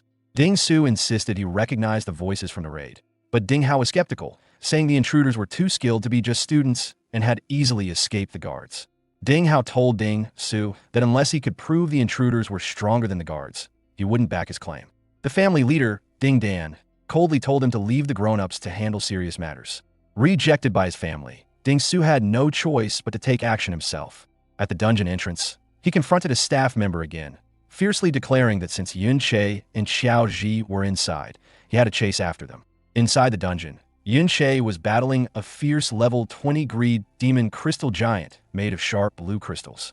The monster attacked with powerful strikes, and just as Yin Che dodged, a stronger foe appeared, a level 30 greed demon crystal eye. It fired a devastating purple energy beam directly at him. Seeing the threat, Yin Che braced himself for the hit. From a distance, a panicked Xiao Ji yelled Yin Chi's name and used a support skill. Suddenly, golden shields with angel wings appeared around Yin Che, guarding him from blast. The skill, called Surrounding Shield, provided 500 durability and 700 defense for 3 minutes. Xiaoji didn't stop there. He shouted a motivational yell that wrapped Yin Che in an aura, boosting his attack and speed by 5%, showing how fast he was becoming a great support. With Xiaoji's help, Yin Che launched a flurry of powerful strikes at the massive crystal beast. His Trick Blade skill, boosting attacks by 70%, helped him smash the level 30 Eye of the Mountain with a final heavy blow. The win paid off quickly. Yunche reached level 21 and gained 3 attribute points. Xiaoji cheered too, surprised as he hit level 11 and got 3 points himself. Yunche explained that the shield and motivational skills came from the stolen Ding family books, and they were very handy. Looking at the shattered monsters, Yunche thought about how much their teamwork had improved. Yunche knew the monsters here were tougher than usual, but with Xiaoji's new support skills, the battles became much easier to manage. As they ventured further into the crystal caves, Yunche recalled what his teacher had told him about a rare creature called the Obsidian Beast. The teacher said that defeating it might reward a rare support skill book for gravitational pull. A perfect match since Yunche had already spotted its reverse form, Force Field Zone, in his Mirror World skill list, which was crucial for his future plans. But catching that beast wasn't his only target. He looked over the vast, eerie landscape and remembered that many powerful adventurers had died in this dungeon, and their souls might still linger where they fell. That meant a chance to find strong, undead spirits to add to his growing army. Suddenly, a wave of danger hit him, and his eyes grew wide. Down in the canyon, a massive creature made of dark, glowing purple rock appeared. Not just one, but a whole group of elite obsidian beasts moving together through the Crystal Pillar Canyon.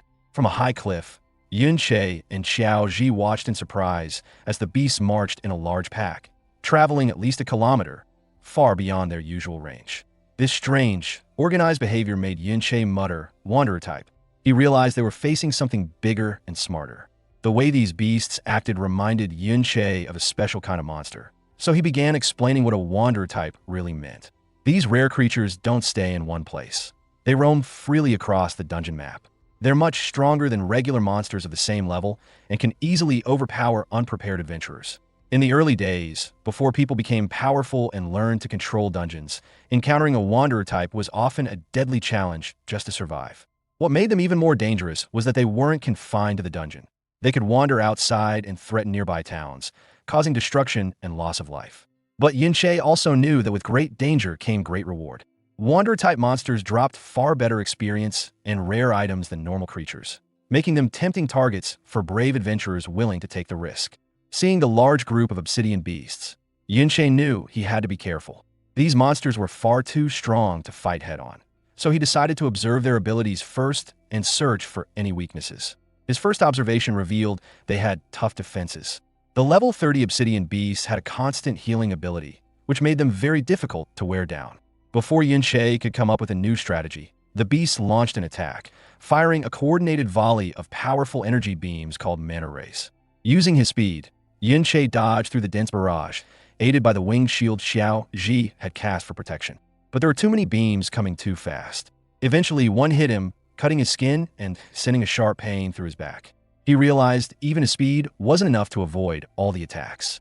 A quick glance at his health bar showed Yunche was in serious trouble. His HP had dropped a lot. He knew his body was weak, with low health and poor defense. Without Xiaoji's protective shield, that one hit would have caused much worse damage. Realizing his limits, Yunche changed tactics.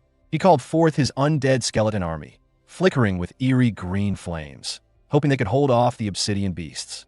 But the monsters were too strong, ripping through his summons fast as their health bars shrank quickly. Frustrated, Yunche admitted even his undead troops weren't enough to stop these powerful foes. He wisely pulled back, relieved that the big beasts were slow, giving him some breathing room. His low HP and defense were clear problems that couldn't be fixed instantly. Yunche understood the only way to defeat these beasts was to rely on Xiaoji's defensive skills. But for that, Xiaoji needed to get stronger. Yunche explained the new plan to his friend. They would hunt weaker monsters first to level up. They moved to a spot where Yunche had spotted some easier enemies before, perfect for helping Xiaoji gain experience. In team fights, the shield bearer takes the hits to protect others, allowing them to safely attack from afar.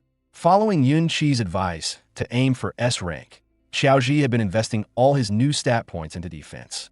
Thanks to that build and the armor they stole from the Ding family, Xiaoji was now a solid shield bearer, able to block hits from level 20 monsters with barely a scratch. Under Yunche's guidance, Xiaoji worked hard to become a skilled shield bearer. From a distance, Yunche called out tips, showing him how to stand steady, shift his weight, and angle his shield just right to block attacks. Putting this into practice, Xiaoji managed to stop a strong blow from a crystal monster. He smiled, proud to see his progress. A message popped up showing his shield's durability was lasting much longer now. but he wasn't perfect yet. As Yin-Che warned him about follow-up strikes, the monster hit again, catching Xiao Ji off balance and knocking him down. Just before the monster could finish him off, Yin-Che leapt in to block the attack, saving his friend. Using the chance, he explained why predicting the enemy's next move was so important. He told Xiao Ji to avoid big sweeping shield swings that leave openings, and instead use small, quick blocks that allow him to counterattack. Patting Xiao Ji on the shoulder, Yin-Che gave one last tip. Stay alert, but keep your body relaxed, tensing only at impact to save energy and react faster. Training went on nonstop. With a final encouraging tap on Xiao Ji's armor, Yin-Che urged him to keep improving. Standing behind his friend, he reminded him of another key rule for shield bearers. Always watch out for teammates behind you. Hearing this, Xiao Ji's face showed a quiet but strong determination. They put their training into action, battling monsters together in the dungeon. Yin-Che reminded Xiao Ji of an important rule. When stats are close, skill makes all the difference. Their teamwork showed results. After defeating another monster, Yin-Che leveled up again, reaching level 22, pleased with how far they'd come. With Xiao Ji growing more confident in battle, they could fight smarter and faster, letting Yin-Che gain experience even quicker. The biggest win was for Xiao Ji, who excitedly announced he'd hit level 15, a crucial milestone. Now, he could learn a powerful new skill from one of the stolen books.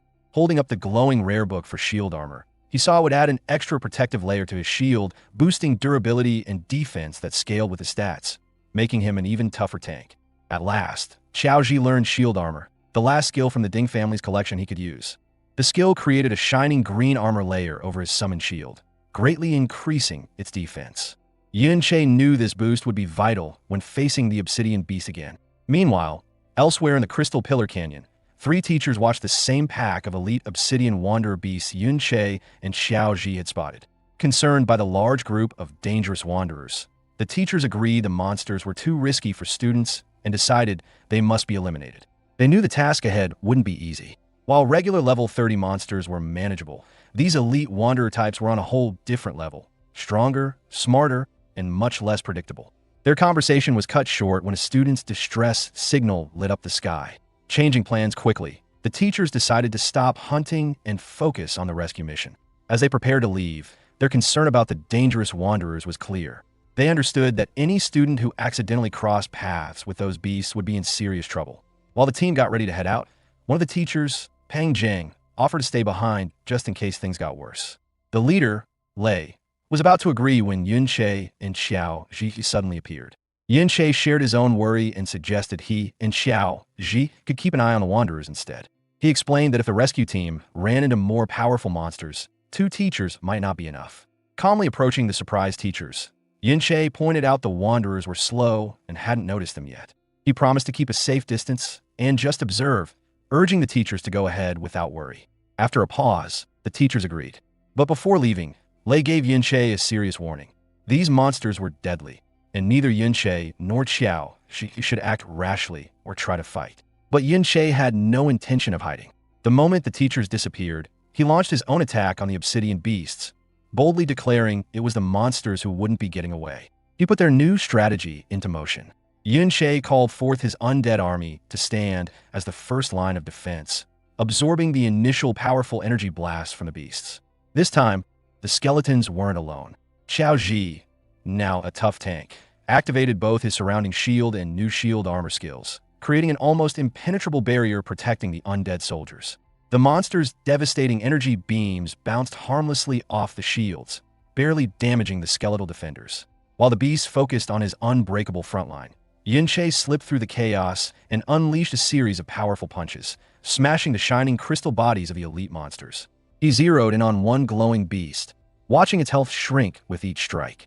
With a final sharp hit, he shattered the creature's core, and the strong level 30 monster collapsed. Its defeat triggered a beam of light, signaling valuable loot. Beating one of these elite wanderers gave Yin-Che a thrill. He realized he was getting better at combining his attacks with Xiao Ji's defenses and his undead army. Still, he knew his current strength was far below what he had in his past life. Even though his reverse skills boosted his damage, his support class, naturally low base attack, kept holding him back. Yin-Che couldn't help thinking about how to push his raw damage even higher, and his mind drifted to the rewards he had gained from the recent fight, including the titles earned from slaying fearsome foes. The battle had also pushed him up another level, and he felt genuinely pleased after seeing how much experience rare elite monsters were worth. When Yunche approached the fallen creature to collect its drops, a system notification appeared, confirming that he had obtained some highly valuable rewards. As he examined the items left behind, his eyes went wide with shock. Among the loot was an incredibly strong weapon with enormous attack power, a massive glowing pink crystal longsword that granted an astonishing plus 552 attack bonus. A faint grin spread across Yunchi's face as he understood this weapon perfectly solved his biggest weakness. Feeling the surge of strength, Yunche became confident that future battles would be far less troublesome. Unfortunately, his fortune didn't extend to everything. The second drop was a skill book, but his excitement faded when he realized it wasn't the gravitational pull ability he had been hoping for. He could only assume that the drop rate for that skill was extremely low. Standing at the edge of the cliff, wishing for better luck and another chance to hunt those high-reward wandering monsters, Yunchi's thoughts were suddenly interrupted. A sudden blast of red light burst across the distant sky like a firework. Yunche recognized the signal the moment he saw it, his expression turning serious. This wasn't an ordinary call for help. It was a unique flare used only by the Academy's teacher squads, which meant something had gone terribly wrong. The instructors, who had rushed out believing students were in danger, had instead walked straight into a nightmare. They had discovered an enormous swarm of elite wanderer monsters clustered tightly around the mouth of a single cave. None of them could figure out why so many high-level creatures had gathered in one place. Not long after, Yunche, Xiaoji, Yunsha, and Yun-In reached the area as well. They were equally shocked by the overwhelming number of monsters crowding the surroundings. One of the teachers spoke up, explaining that they had arrived after spotting the flare and still had no clear idea of the situation. He gestured toward the cave, saying the signal was coming from within and that the missing students were likely trapped inside. Another instructor then described their current problem. They wanted to launch a rescue, but the monster horde was far too large. Even with every teacher present, there simply weren't enough fighters to force a path through. When the teachers noticed the arrival of the powerful Yun Cha and Yun-In, one of them turned to them with hope, saying their help could make all the difference. Yun Cha didn't pause for even a moment before agreeing, stating that protecting and saving students was their responsibility. She immediately stepped forward to command the fight, calling forth a radiant star-shaped magic construct and unleashing a wide area support spell known as the Starlight Mystic Art.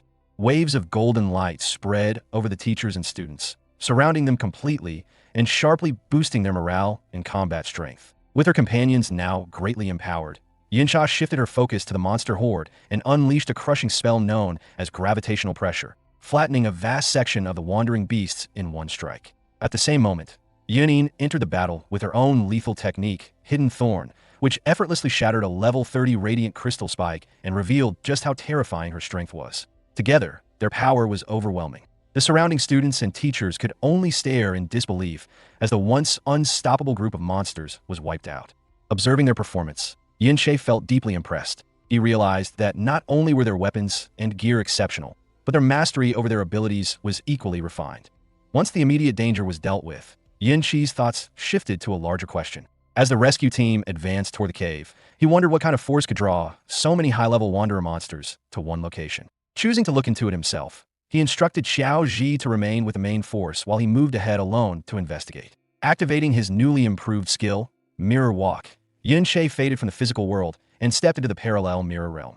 He scanned the unusual purple-hued surroundings and quickly realized that the dungeon's crystal-filled terrain provided countless reflective surfaces, allowing him to slip into the mirror realm whenever he wished. Still, Yinshe understood that this ability wasn't without restrictions.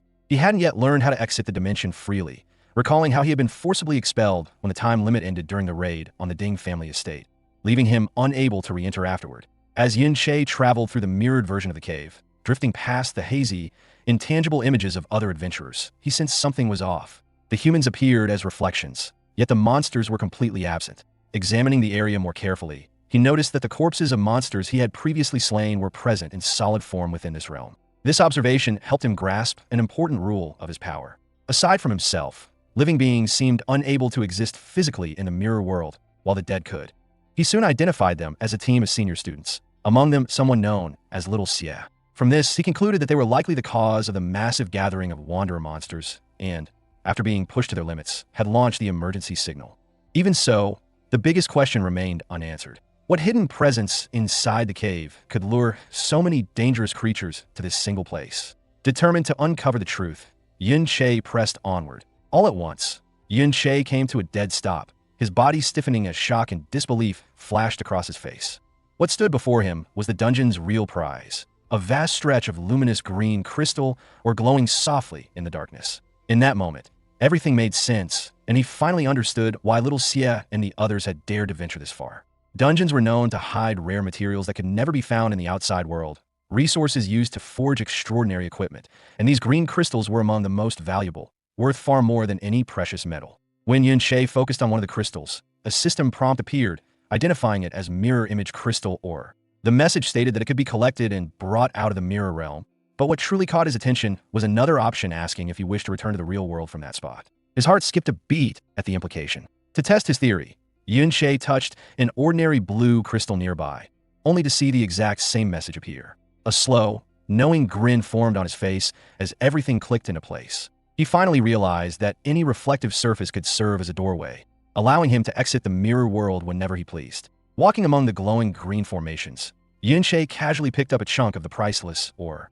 For the moment, though, he chose to concentrate on surveying the enormous crystal vein before him. The deeper he went, the more stunned he became. The scale of the deposit was unbelievable, a treasure so massive that anyone who mined it completely would instantly become unimaginably wealthy. Yun Che finally understood why such a massive number of high-level wanderer monsters had been stationed outside the cave. They weren't there by chance. They had been attracted to, and were likely protecting, the priceless treasure hidden within. Meanwhile, back in the real world, the rescue operation was in full swing. Yun Cha repeatedly unleashed crushing spells like gravitational pressure, while Yun Yin charged in behind her, spinning into a lethal dual-blade dance that shredded whatever enemies remained. Not content with simply supporting others, Yun Cha also revealed her own overwhelming offense, casting Star Rainard, a terrifying wide-range spell that rained destruction across the battlefield.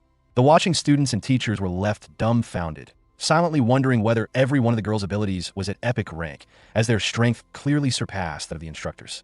With one final, massive cross-shaped slash, the last wanderer monster guarding the cave entrance fell.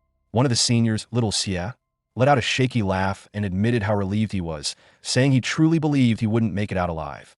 Yunin, ever cautious, immediately cut off his relief and warned him not to let his guard down. She reminded him that they still had to escape the dungeon itself, and that everyone was already worn out from the fierce battle. Yun Chan nodded in agreement, then added with a calm, confident smile that with their strength backing the group, leaving should be far easier than the desperate fight they had just endured.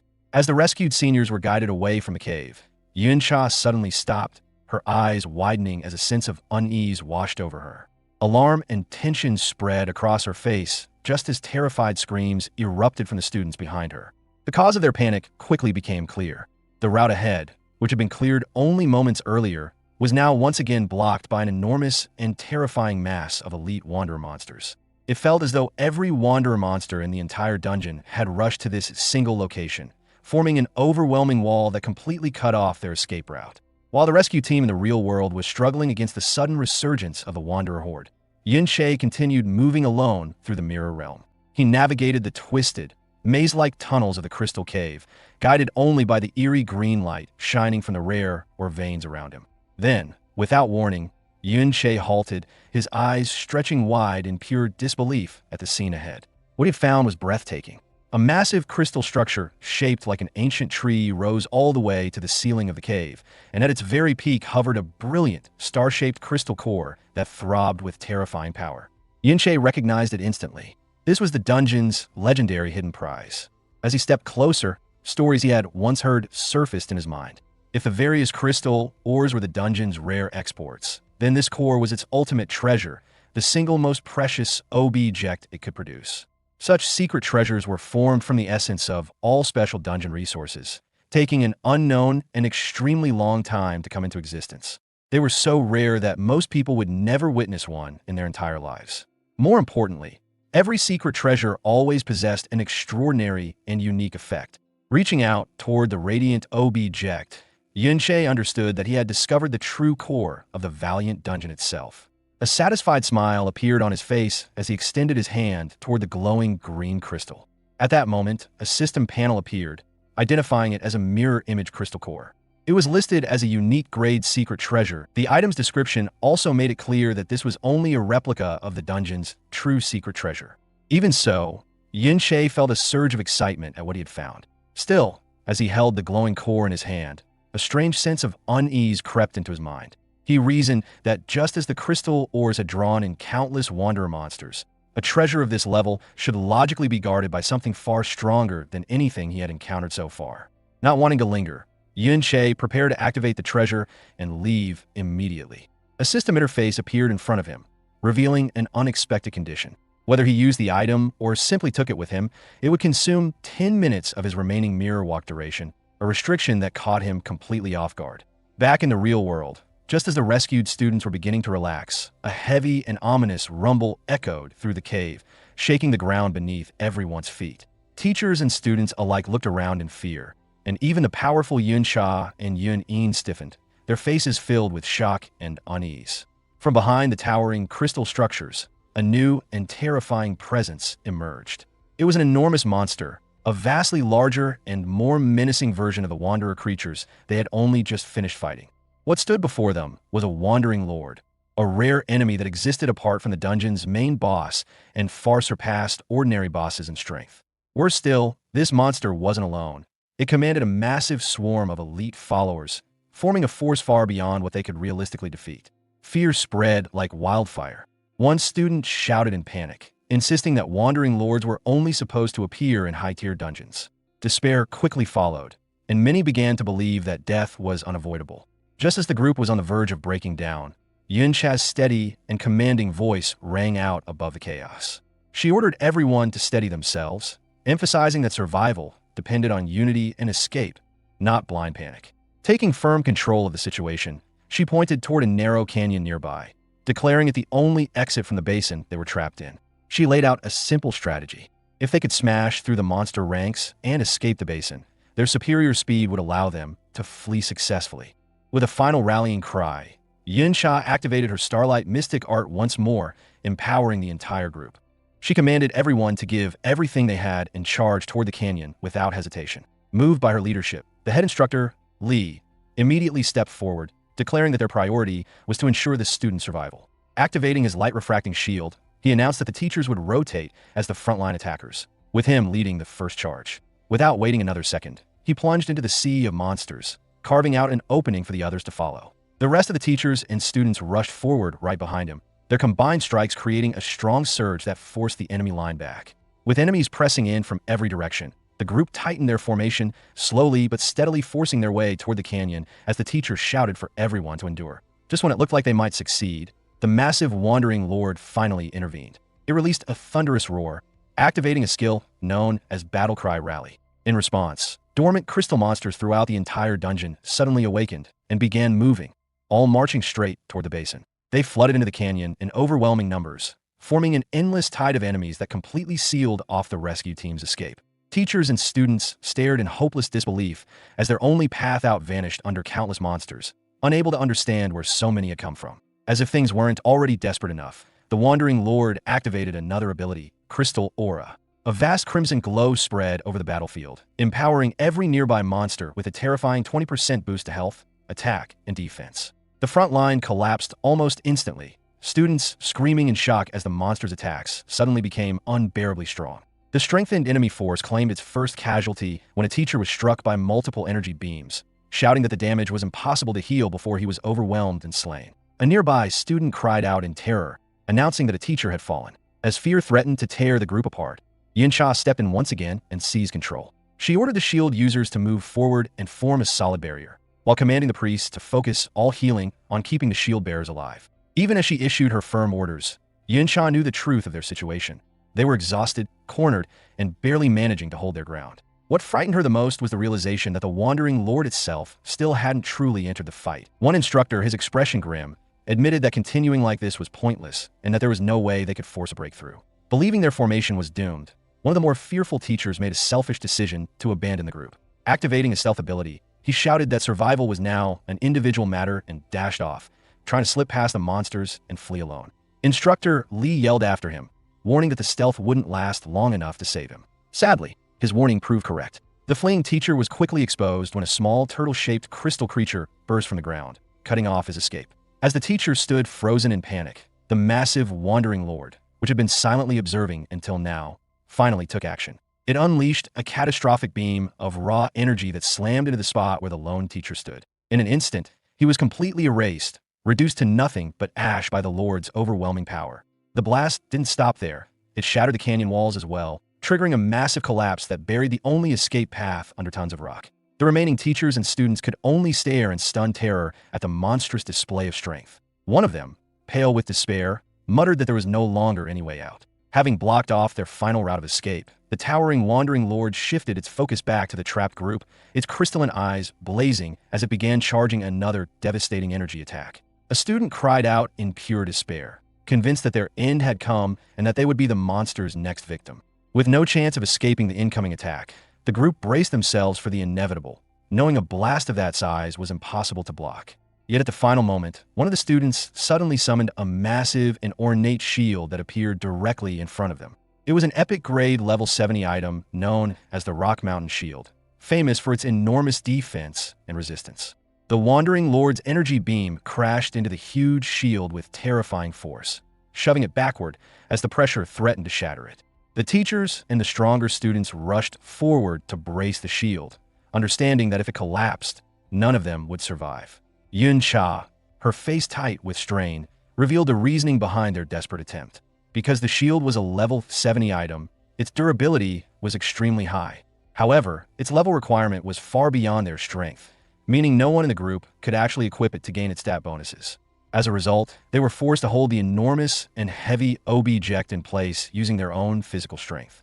She knew this was only a temporary measure, a reckless method that could barely buy them any time. While the students and teachers struggled to resist the Wandering Lord's attack, their morale slowly began to crumble. One of the rescued seniors could not understand why a monster with such overwhelming power existed in the school's dungeon. Another student, his face filled with fear and anger, turned his frustration toward the teachers and blamed them for bringing everyone into such danger. One of the instructors, his expression grim, began to wonder if their exhausting efforts to save the trapped students had ultimately been meaningless. Nearby, the teacher Lei watched the scene unfold with a painful expression on his face. The only reassurance in Lei's mind had been that the two younger students, Yun Che and Xiao Ji, were far from the battlefield and safely out of harm's way. That fragile comfort vanished in an instant. Out of nowhere, Xiao Ji suddenly appeared beside him and forcefully pushed him aside just as a deadly strike descended toward them. Lei was left stunned, unable to understand how the boy who had been told to remain near the valley had reached them so quickly. Before he could process it, another monster lunged forward, forcing Lei to warn him of the incoming attack. Without hesitation, Xiaoji activated his skill surround shield in an effort to defend the teacher. The protection barely lasted a moment as the monster's overwhelming power smashed through the barrier, tearing open the group's already fragile perimeter. Their formation collapsed immediately, and with their main tank already injured, the entire group was left dangerously exposed. Nothing remained to slow the relentless advance of the wandering monsters. With the defensive line broken, the creatures surged forward toward the vulnerable survivors. Refusing to retreat, Xiao Ji threw himself into the path of the monsters alone, managing to block several heavy attacks while shielding the injured teacher from harm. Lei watched in stunned disbelief, struggling to reconcile this display of strength with the useless student he had once believed the boy to be. Yet even such determination could not change the outcome. The other shield guards had already lost their defenses, and the protective formation had completely fallen apart. Eventually, Xiao Ji was overwhelmed as well, a brutal strike shattering his armor and launching him through the air. He crashed to the ground, bleeding and powerless, while the monsters advanced to finish him. Seeing the final defender fall, one of the teachers stood frozen in terror, sweat covering his face as the reality of their hopeless situation became undeniable. Just as the monsters were about to overwhelm the defenseless group, a sudden blur of motion tore through the chaos. The teacher stared in astonishment as Yun Che suddenly appeared, standing calmly atop the body of a fallen monster. In his grip rested a massive crystal longsword glowing with a brilliant light, while his eyes carried a chilling and unwavering calm. His gaze briefly moved toward Xiao Ji, who lay battered and bleeding on the ground, silently acknowledging the courage his friend had shown. Moments later, Yun Che shifted his focus toward the approaching monsters, his posture steady and filled with absolute confidence as he made it clear that the rest of the battle now belonged to him. Not long before this moment, Yunche had been standing inside the mirror world, studying the crystal core carefully. It quickly occurred to him that if a replica existed in this dimension, then the genuine version had to still be present in the real world. That realization revealed a powerful advantage, because his mirror world ability meant he could essentially collect the same valuable resource twice. Even so, Yunche understood the limitations of his power. Although he had already gathered 75 pieces of the rare crystal, or bringing all of them back would demand 750 minutes of mirror walk time, a duration he simply did not possess. Each piece required 10 minutes to extract, just like the crystal core itself. Accepting that restriction, Yunche reached a decision. He would secure the real crystal core later, but for the moment, he would use the replica discovered within the mirror world to gain its powerful effects immediately. The system soon confirmed that both the real and mirrored cores had been activated together, doubling the stat boosts and granting him an impressive 40% resistance against light and electric damage. After absorbing the core's power, Yunche stood atop the enormous crystal formation in the real world when a sudden tremor violently shook the cave around him. His expression changed instantly as he sensed something unusual occurring nearby. Curious about the disturbance, he reacted without hesitation, leaping down from the crystal formation to investigate the source of the noise.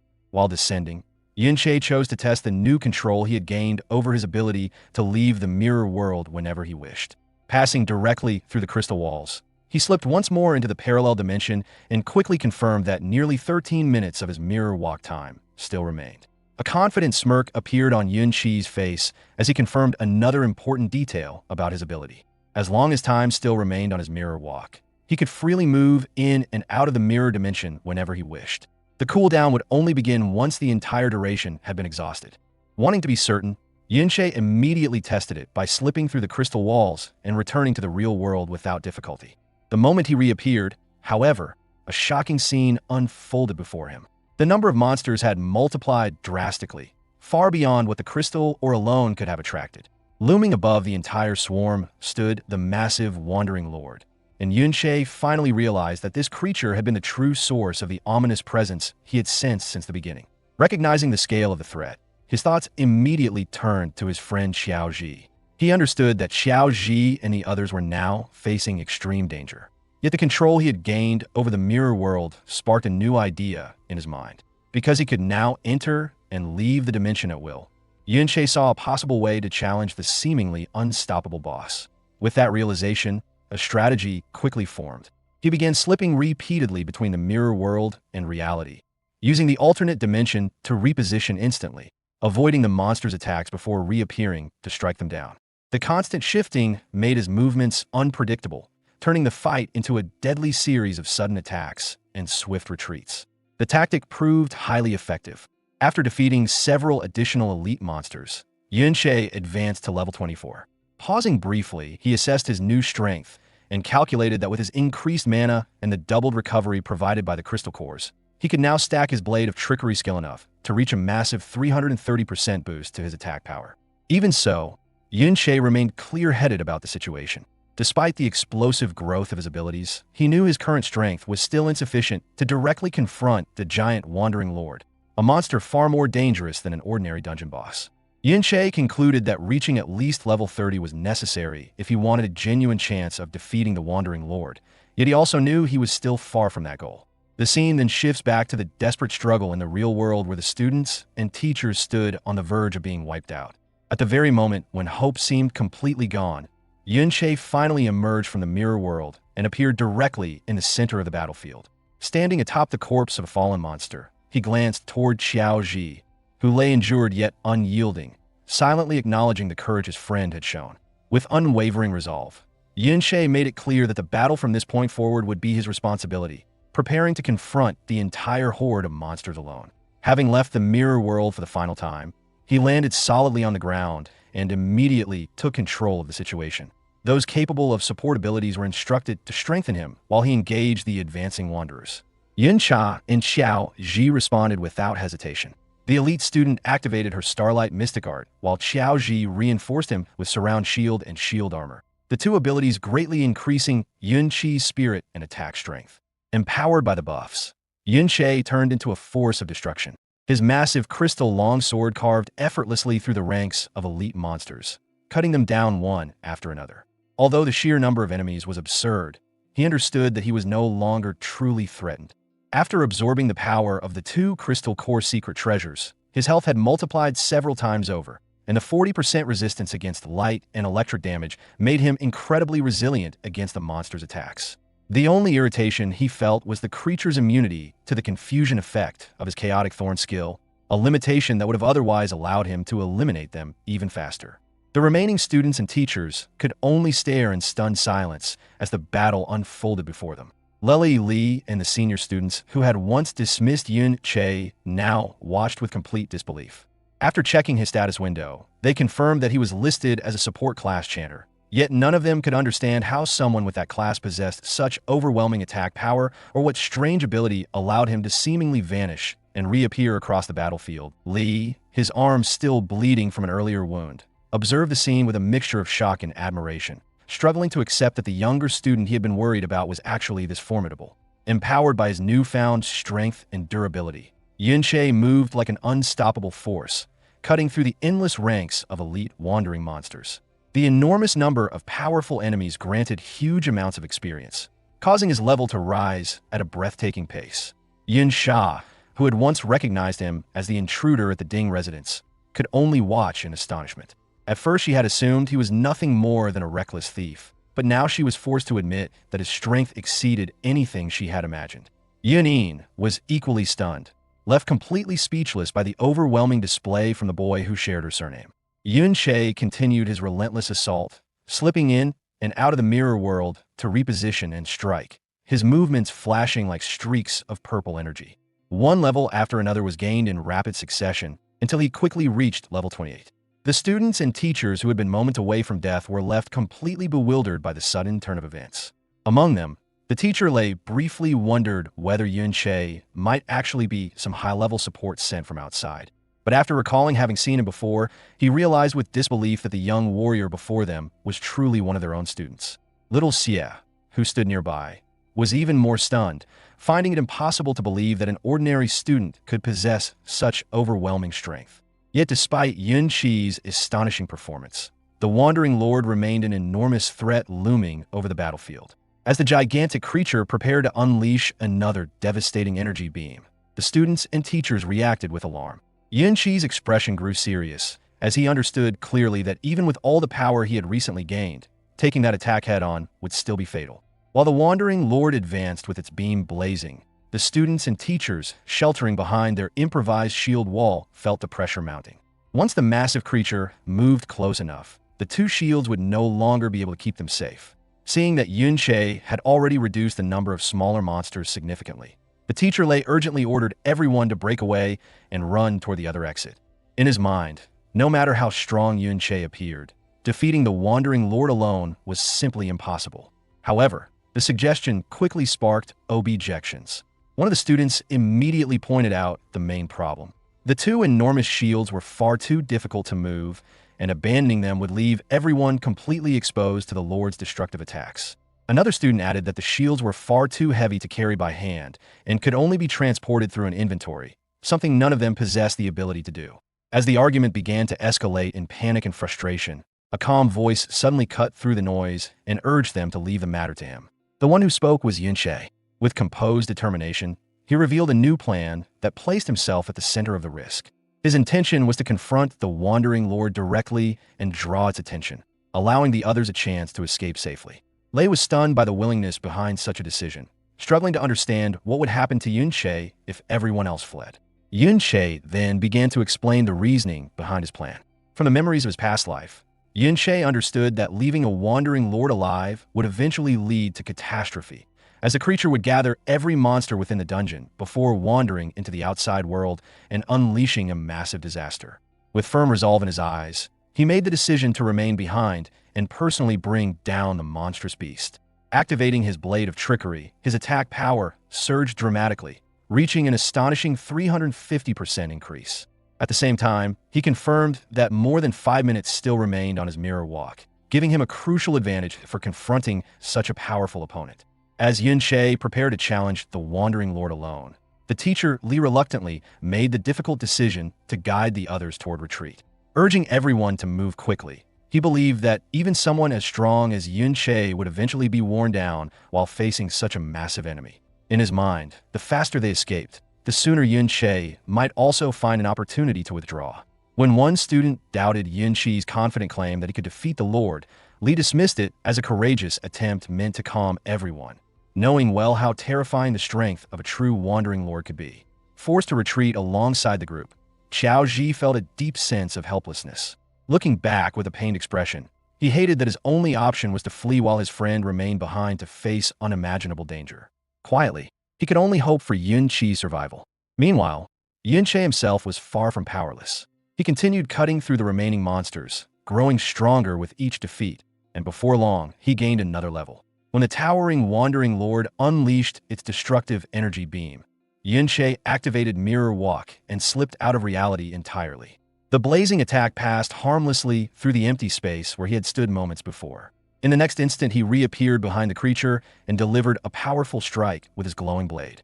Yet the result of that attack quickly revealed a harsh truth. The Wandering Lord, revealed to be a level 42 stone golem, possessed terrifyingly high defense, along with a powerful regeneration ability that immediately erased the small amount of damage Yun Che managed to inflict. It became clear to him that at his current level, breaking through the creature's defenses would be nearly impossible. While evading the golem's relentless attacks, Yun Che used the brief openings to study it more carefully and quickly confirmed his suspicion. A large crystal embedded in the monster's head served as its core, marking the obvious weak point. The real difficulty, however, was reaching it. Even with all the enhancements currently boosting him, his attack power still fell short of overcoming the Lord's immense durability and healing. The situation only grew worse as time continued slipping away. A glance at his status revealed that the support buffs granted by the others were beginning to fade. His own mana reserves had also dropped dangerously low, meaning he would soon be unable to maintain the powerful Blade of Trickery skill much longer. After a moment of thought, Yun Che realized he had only one practical solution. He needed to grow stronger by gaining more levels, which meant eliminating the remaining weaker monsters first. Just as he prepared to turn his attention toward them, a sudden beam of bright light burst from a narrow crack in the nearby rock wall. Yun Che's eyes widened the instant he recognized the glow. At that same moment, the massive Wandering Lord also noticed it and, displaying an unsettling level of awareness, immediately fired a devastating energy beam toward the crack. Yun Che reacted by slipping into the mirror world to avoid the attack. However, when he prepared to return, he was shocked to see the beam already targeting the exact position where he would reappear. In a flash of realization, he understood that the cunning boss had already begun predicting his movements. With no time to react, Yun Che was forced back into reality directly within the path of the Wandering Lord's overwhelming energy beam and was instantly caught in the blast. The attack came as a massive continuous beam that rapidly drained Yun Che's health despite his already powerful defenses. He quickly realized that using Mirror Walk to escape was not an option, since less than 4 minutes remained, and such a relentless attack would exhaust the remaining time almost instantly. The only immediate solution was to summon his undead army to absorb the damage in his place.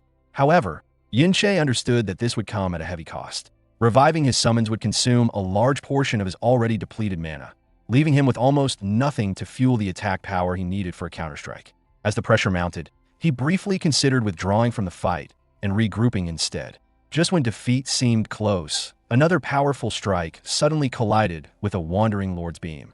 To his surprise, Yun Che saw that Yun Cha, Yun Yin, and even Xiao Ji had returned to the battlefield. Yun Cha explained with a teasing smile that Xiao Ji had insisted they come back to help him. With his back turned, Xiao Ji quickly denied begging and clarified that the number of remaining monsters had dropped enough for the others to escape safely, leaving him free to return and assist. Hearing his friend's decision, Yun Che showed a rare and genuine smile of gratitude as he thanked him. With their numbers strengthened again, Yun Cha immediately took charge of the situation. She warned that the hidden boss remained far too dangerous and suggested that she and the others hold it back, while Yun Che slowly withdrew from the battle. Yun Che, however, firmly rejected the idea.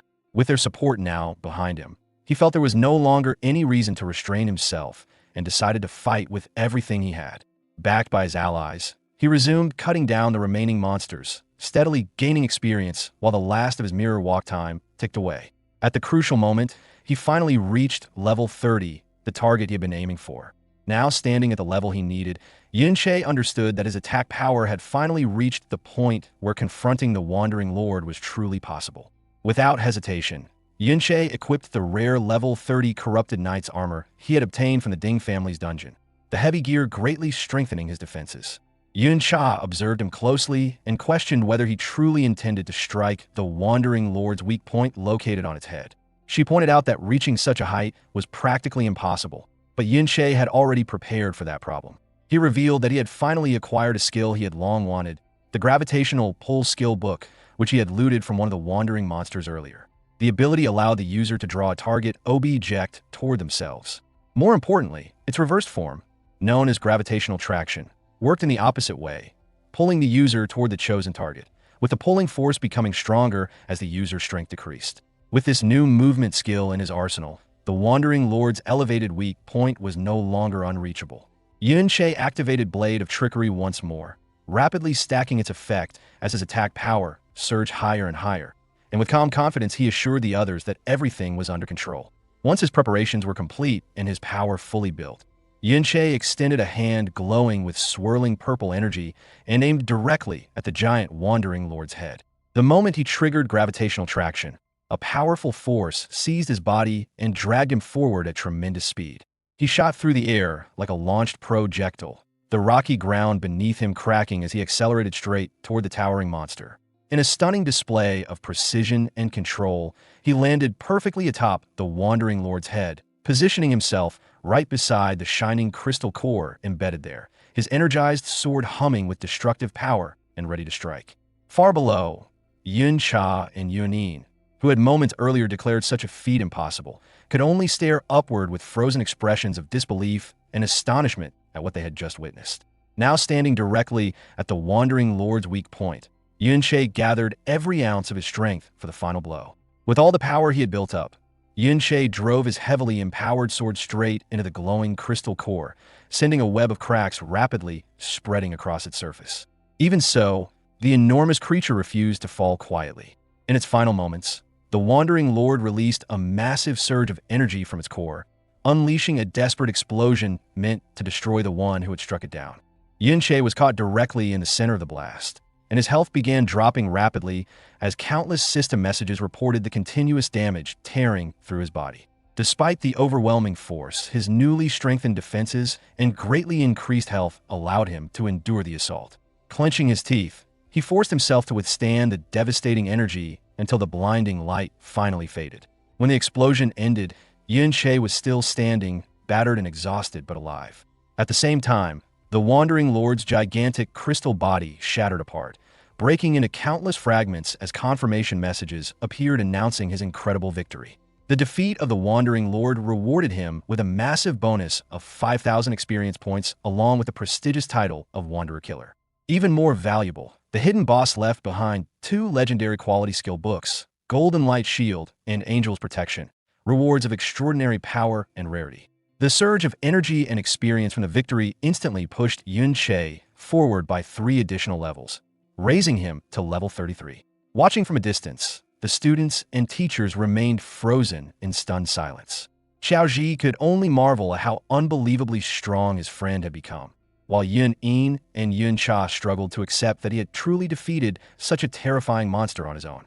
Standing amid the raining crystal fragments, Yunche noticed 2 brilliant beams of golden light rising from the monster's remains, confirming the legendary items he had obtained.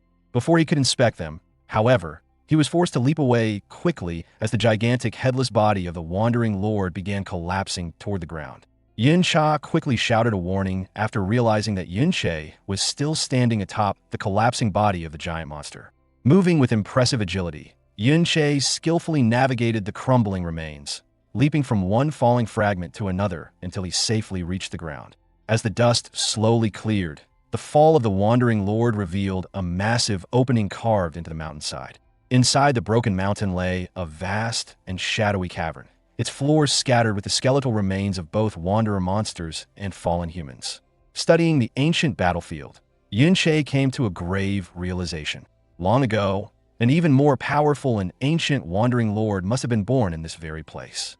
The countless scars and destruction across the dungeon finally made sense to him. While examining the hollow mountain, his attention was suddenly drawn to a lone figure standing high above against the dim light. His heart skipped when he recognized the armored warrior frozen in a final stance of defiance, a great sword planted firmly into the ground before him. A system notification soon confirmed what seemed impossible. The body belonged to Xiao In, the man also known by the nickname Xiao Benbin. Yin Che could only murmur his friend's name in disbelief. Before long, the other students and teachers reached the scene and were equally stunned by the discovery.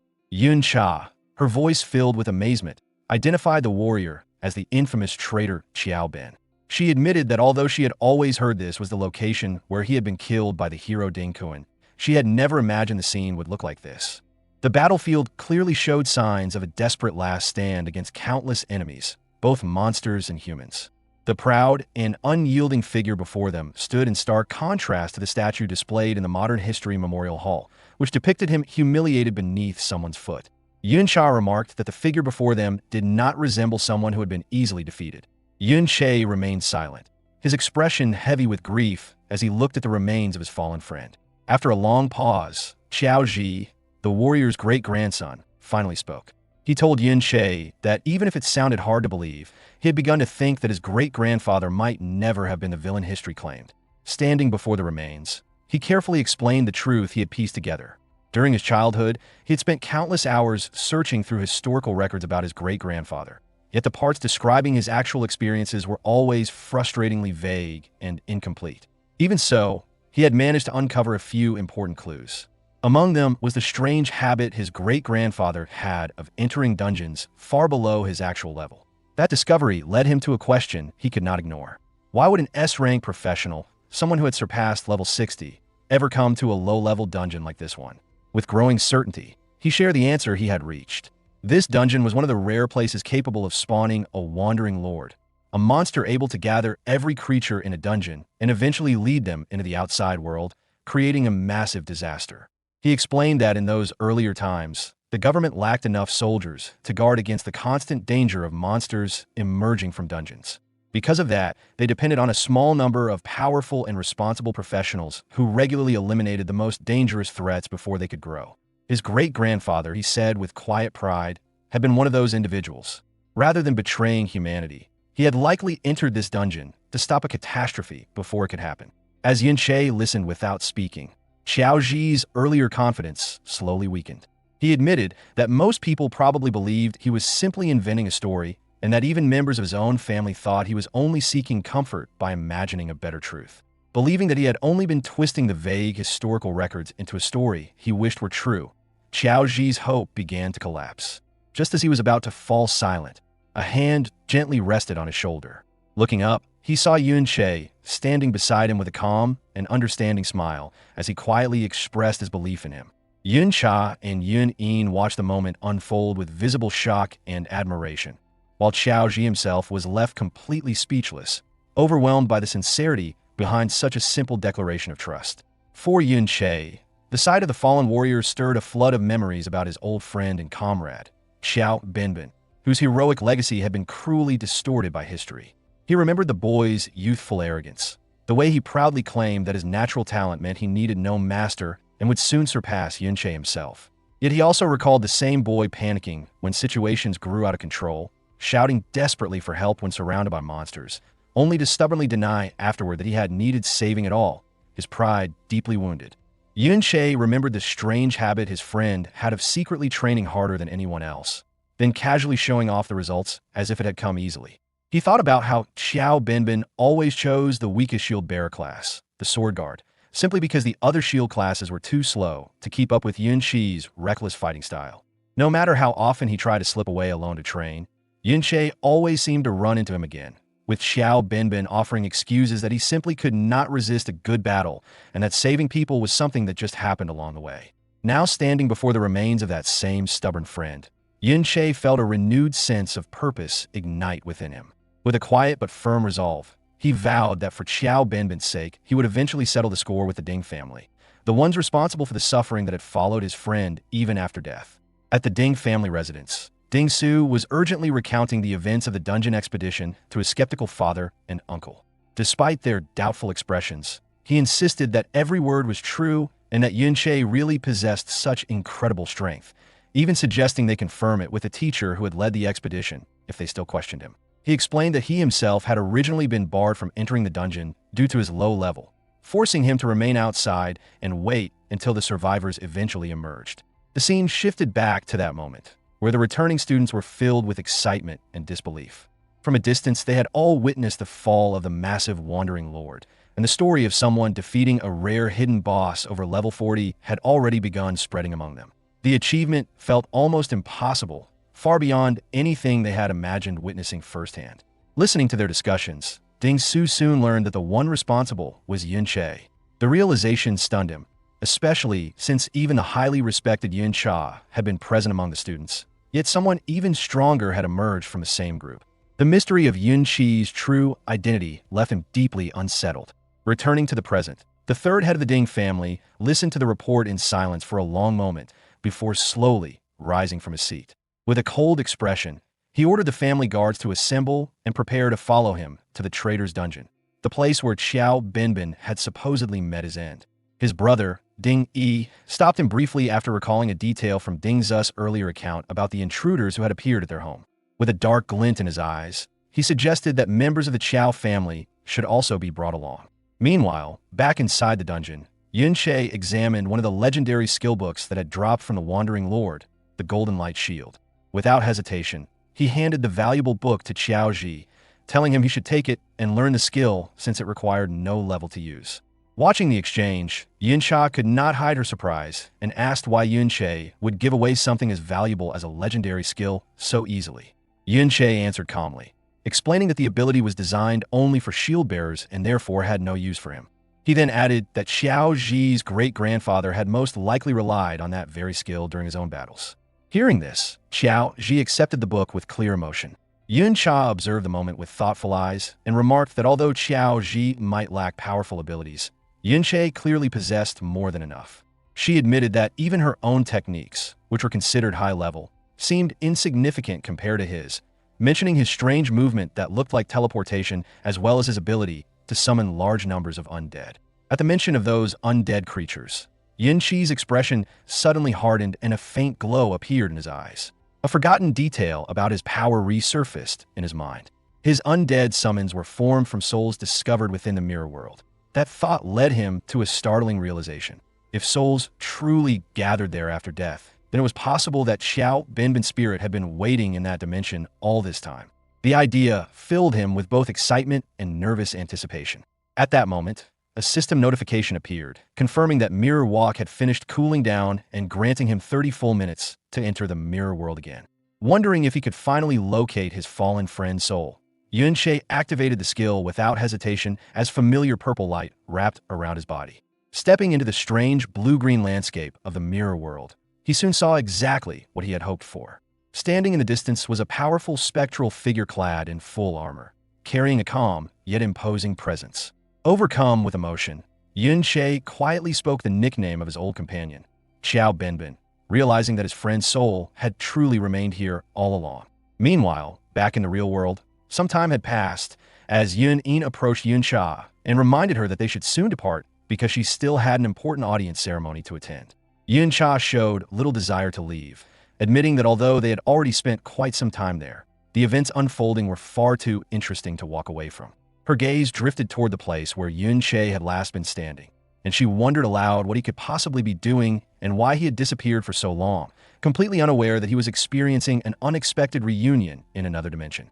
Within the mirror world, Yun Che faced the armored spirit of his old companion with a solemn expression. He spoke to Xiao Bin's soul, unable to believe that fate had allowed them to meet again after so long, and admitted that there were countless things he had once wished to say.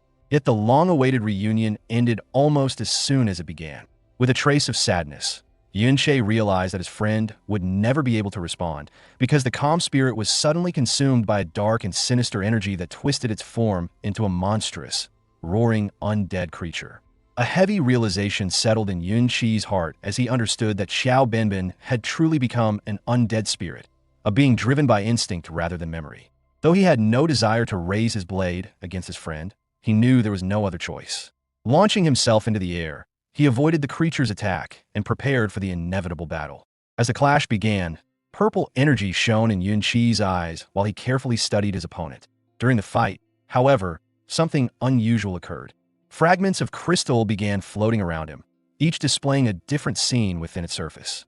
Yunqi quickly recognized them as memories from Binbin's life and experiences. Among them, one particular fragment captured his attention, revealing a clear vision of Binbin's final battle against the man celebrated as the hero, Ding Kun. While observing the memory, Yunqi noticed something strange about Ding Kun's stance and fighting technique, a style that felt oddly familiar to him. Without warning, the mirrored landscape surrounding them suddenly shattered like fragile glass. As the fragments slowly settled, Yunqi realized that the monstrous undead figure had disappeared, leaving only the calm, armored soul of Qiao Binbin standing before him again. The sudden change left him completely bewildered as he tried to understand what had just occurred. Still trapped within the mirror world, Yunqi cautiously spoke his friend's name once more. Yet the moment the words left his mouth, the peaceful spirit violently transformed again, twisting back into a roaring undead creature wielding a blade of shadowy purple energy. Yunqi raised his weapon and blocked the brutal strike, his face turning serious as the truth began to sink in. What followed was a fierce and frantic clash, their attacks colliding with bursts of powerful purple energy. It became painfully clear to Yunqi that his friend was truly gone, leaving behind nothing but a distorted form driven purely by instinct. Realizing there was no meaning in battling the empty shell of someone he once knew, he attempted to retreat instead. However, when he tried to leave, a system message appeared informing him that exiting the mirror world was impossible from his current position. Frustration surged through him, and with no alternative left, he accepted that he would have to finish the fight. Meanwhile, in the real world, Qiaoji stood alone with a stunned yet determined look as he clenched his fist tightly. His moment of solitude ended when a large group suddenly arrived, led by Ding Su and Ding Yi. One of them noticed that he was by himself and mockingly wondered whether Yunqi had sensed their approach and fled in fear. Ding Yi looked down at the boy with a smug expression, remarking that this situation was only becoming more entertaining. Trying to appear unaware of their intentions, Qiaoji calmly asked Ding Su why he had come and whether he had also arrived to gain levels in the dungeon. Ding Yi dismissed the act with a scornful laugh, telling the brat from the Qiao family to stop pretending. Without hesitation, he accused Qiaoji of secretly helping Yunqi break into the Ding residence and steal their belongings. When Qiaoji attempted to deny the accusation, Ding Su stepped closer with a threatening look, coldly asking whether he truly believed his screams from that night would go unrecognized. The words sent a shiver down Qiaoji's spine, and the color drained from his face. With a casual and cruel wave of his hand, Ding Yi brushed the matter aside and declared with a sinister smile that the details no longer mattered because he had prepared a small gift for him. The moment those words were repeated, dread filled Qiaoji's expression. His eyes widened in horror as the Ding family guards pushed a group of exhausted figures forward. They were members of his own family. Staring in disbelief, Qiaoji recognized them one by one, softly murmuring the names of his grand-uncles, grand-aunts, and finally his mother, who looked back at him with a weary and defeated gaze. Before he could even process what was happening, one of the elderly relatives, his second granduncle, suddenly erupted in fury. He shouted at Qiaoji to kneel immediately and beg forgiveness from the hero's family and from Ding Su. Lowering his head, Qiaoji began to say that he no longer wanted to live this way, but his granduncle angrily cut him off, demanding to know what lessons he had been taught about how to behave before the Ding family and screaming once again for him to kneel. Those words finally broke the last restraint within him. Years of humiliation and buried resentment surged out as Qiaoji lost control, shouting back with raw anger as he questioned whether the Qiao family was destined to remain the Ding family's obedient dogs for generation after generation. His defiance shocked his family members, who looked at him in horror. However, another relative immediately stepped forward and supported the old man, angrily shouting that for the descendants of a terrible traitor, being the Ding family's dogs was already more than they deserved. The pressure on Qiaoji grew as a female relative began crying and begged him to stop, asking if he was trying to get the entire family killed and pleading with him to think about his father. She reminded him how hard his mother had worked to support everyone ever since his father had gone mad, clearly trying to make him feel guilty and force him to give in. After a brief silence, Qiaoji's attitude suddenly changed. Turning around, he raised his arm and pointed toward the skeletal remains of his ancestor on the mountain, declaring that the truth was that his great-grandfather had come to this very dungeon to stop a catastrophe before it could happen. He insisted that his ancestor had only been defeated because many people had ambushed him together, which led to his heroic sacrifice. He explained that he had been secretly gathering information about his great-grandfather for a long time, but had always been missing the final proof. Now, with the scene of that final battle right in front of them, he finally had the evidence he needed. With burning conviction, he declared that his ancestor was never a traitor and that the official history was nothing more than propaganda. Turning back to his stunned family members, he told them that if they revealed this truth to the world, they could finally clear their ancestor's name and escape their life of humiliation. Xiao Zi's voice rose with anger as he said the Ding family had no right to treat them this way, and that their other relatives should never have died because of such a lie. But instead of denying his words, Ding Yi simply burst into condescending laughter, clearly finding the entire speech childish and amusing. Ding Yi then stepped forward with a relaxed and arrogant expression, casually confirming that Xiao Zi's claims were actually true. He admitted without hesitation that Xiao Benben had indeed died in a coordinated ambush and had never been the villain history portrayed him to be. However, his next words were even more shocking, as he calmly revealed that the person who organized that ambush was none other than his own grandfather, the famous hero Ding Kun, who had done it purely to secure power and reputation for himself. The blunt confession left Xiao Zi completely speechless, forced to listen as the truth behind the tragedy that destroyed his family was treated like a trivial story. Wearing a twisted smile, Ding Yi leaned closer and mockingly questioned why the truth even mattered, stating that what people believed was far more important than what had actually happened. According to him, the world had already decided that Xiao Benben was an imperial traitor, and that label alone was enough to define him forever. Gesturing proudly toward the armored guard standing behind him, he continued ridiculing Xiao Zi, coldly asking why it should matter if his actions had shattered the boy's family, driven his father insane, or caused the deaths of several relatives, insisting that descendants of traitors deserved nothing better. He then revealed another cruel fact, pointing toward the kneeling members of the Qiao family, and explaining that they had always known the real story.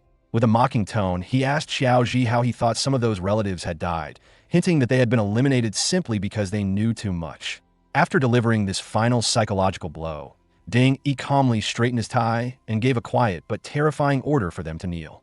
The reaction was immediate, as every member of the Qiao family, even the elderly ones, obediently lowered themselves to the ground without resistance. Among them, Xiao Zi's mother knelt on the cold floor and looked up at her son with tearful eyes, desperately calling him AI and begging him to admit his mistake and stop opposing the Ding family, because it was pointless. And as she cried, she finally revealed the fear that had been haunting her heart all this time. Remembering how his father had already lost his sanity, Xiao Zi's mother tearfully confessed that she could not endure losing her son as well. Her desperate words left Xiao Zi standing motionless, caught between grief and hesitation as the weight of everything pressed down on him. Just as his resolve began to crumble, a soft and familiar voice seemed to reach him through the chaos.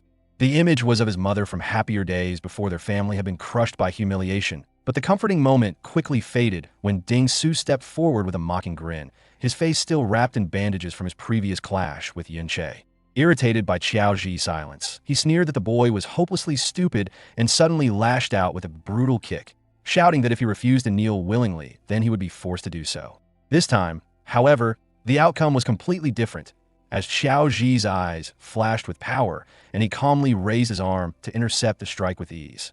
Before Ding Su could even understand what had happened, Xiao Zi seized his leg and, roaring with pent-up fury, hurled him down into the stone floor with such force that the ground cracked apart on impact. Standing among the scattered fragments, Xiao Zi looked down at his fallen bully with steady determination and firmly declared that he would never kneel again. Panting with anger and disbelief, Ding Su quickly struggled back on his feet, unable to accept what had just happened.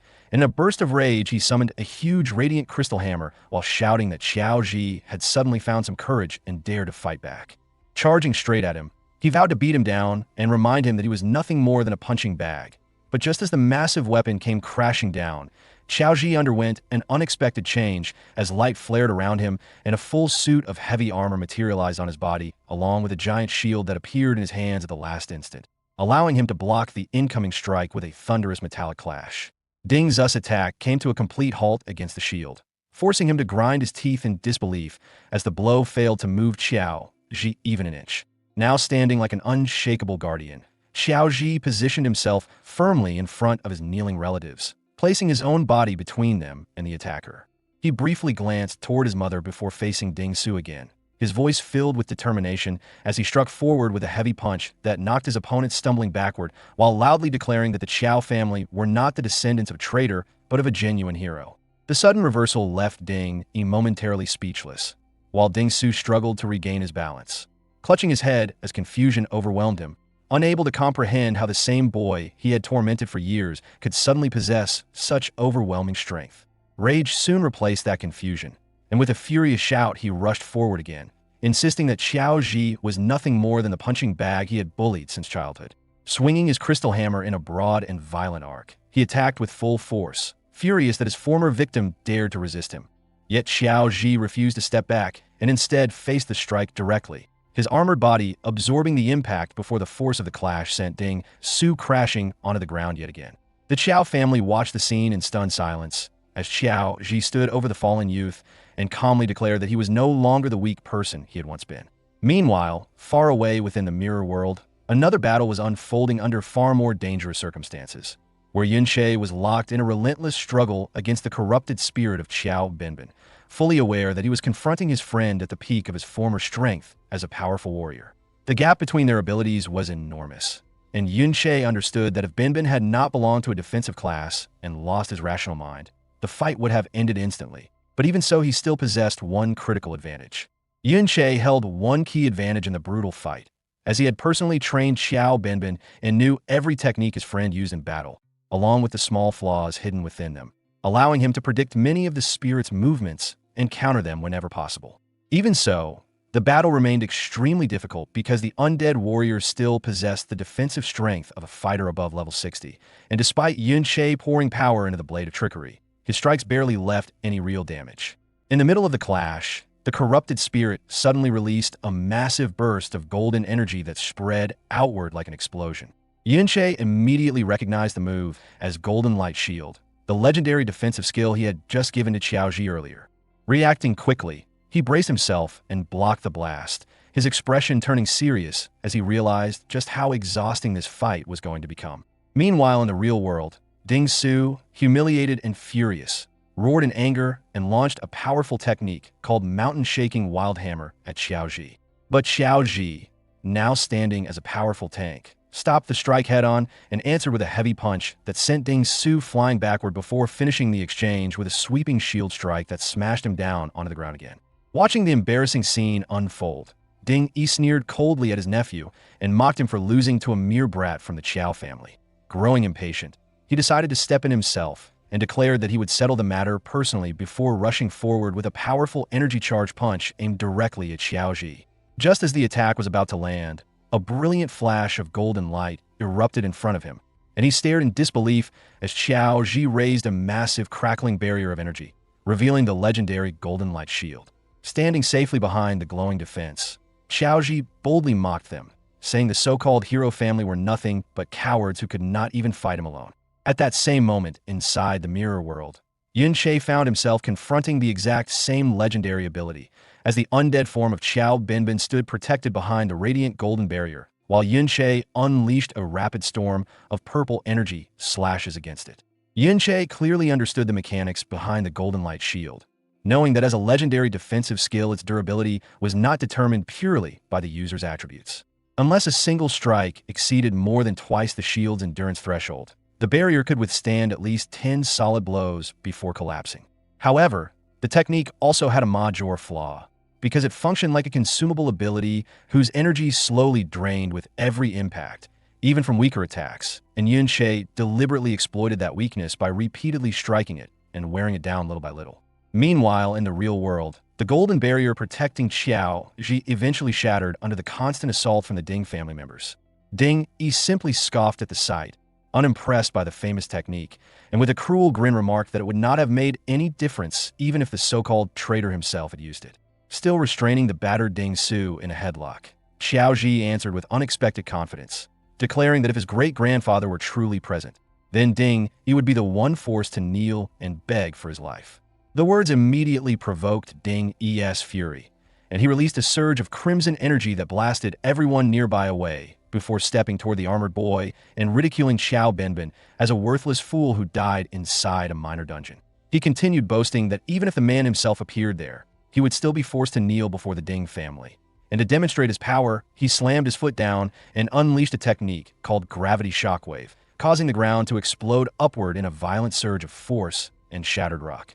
The devastating attack struck Xiaoji head-on and made him spit out blood from the impact. Yet despite the damage, he somehow managed to remain standing, prompting Ding Yi to watch with a surprised but amused smile as he commented on the boy's unexpected resilience. Examining one of them, Yunche saw that it restored 100 health over 10 seconds, but he immediately realized that even if Ding Yi had used them during the fight, the recovery speed would have been far too slow to save him from the damage he was taking, meaning his defeat had been inevitable from the start. That thought was confirmed when Yunche looked to the side and saw the newly formed undead spirit of Ding Yi standing beside him, its body surrounded by a dark blue aura. He remembered how, after killing him, Ding Yi's soul had appeared inside the mirror world, giving Yunche the opportunity to convert it into another undead servant under his command. This led him to a serious realization, understanding that by defeating powerful human opponents, he could gradually build an army of high-level undead warriors. Not far away, Ding's unconscious body lay on the ground as a silent reminder of the fierce battle that had just taken place. Meanwhile, the members of the Qiao family watched Yunche with stunned expressions, unable to believe the strength he had just displayed. The second granduncle murmured in disbelief that someone so young could possess such overwhelming power. And when he looked at Xiao Ji comforting his mother, he finally understood that Yunche was the one who had helped Ji grow stronger both mentally and emotionally. However, the moment of relief quickly turned into fear as Xiao Li nervously asked what they should do next, clearly terrified that the Ding family would seek brutal revenge for the death of their third master.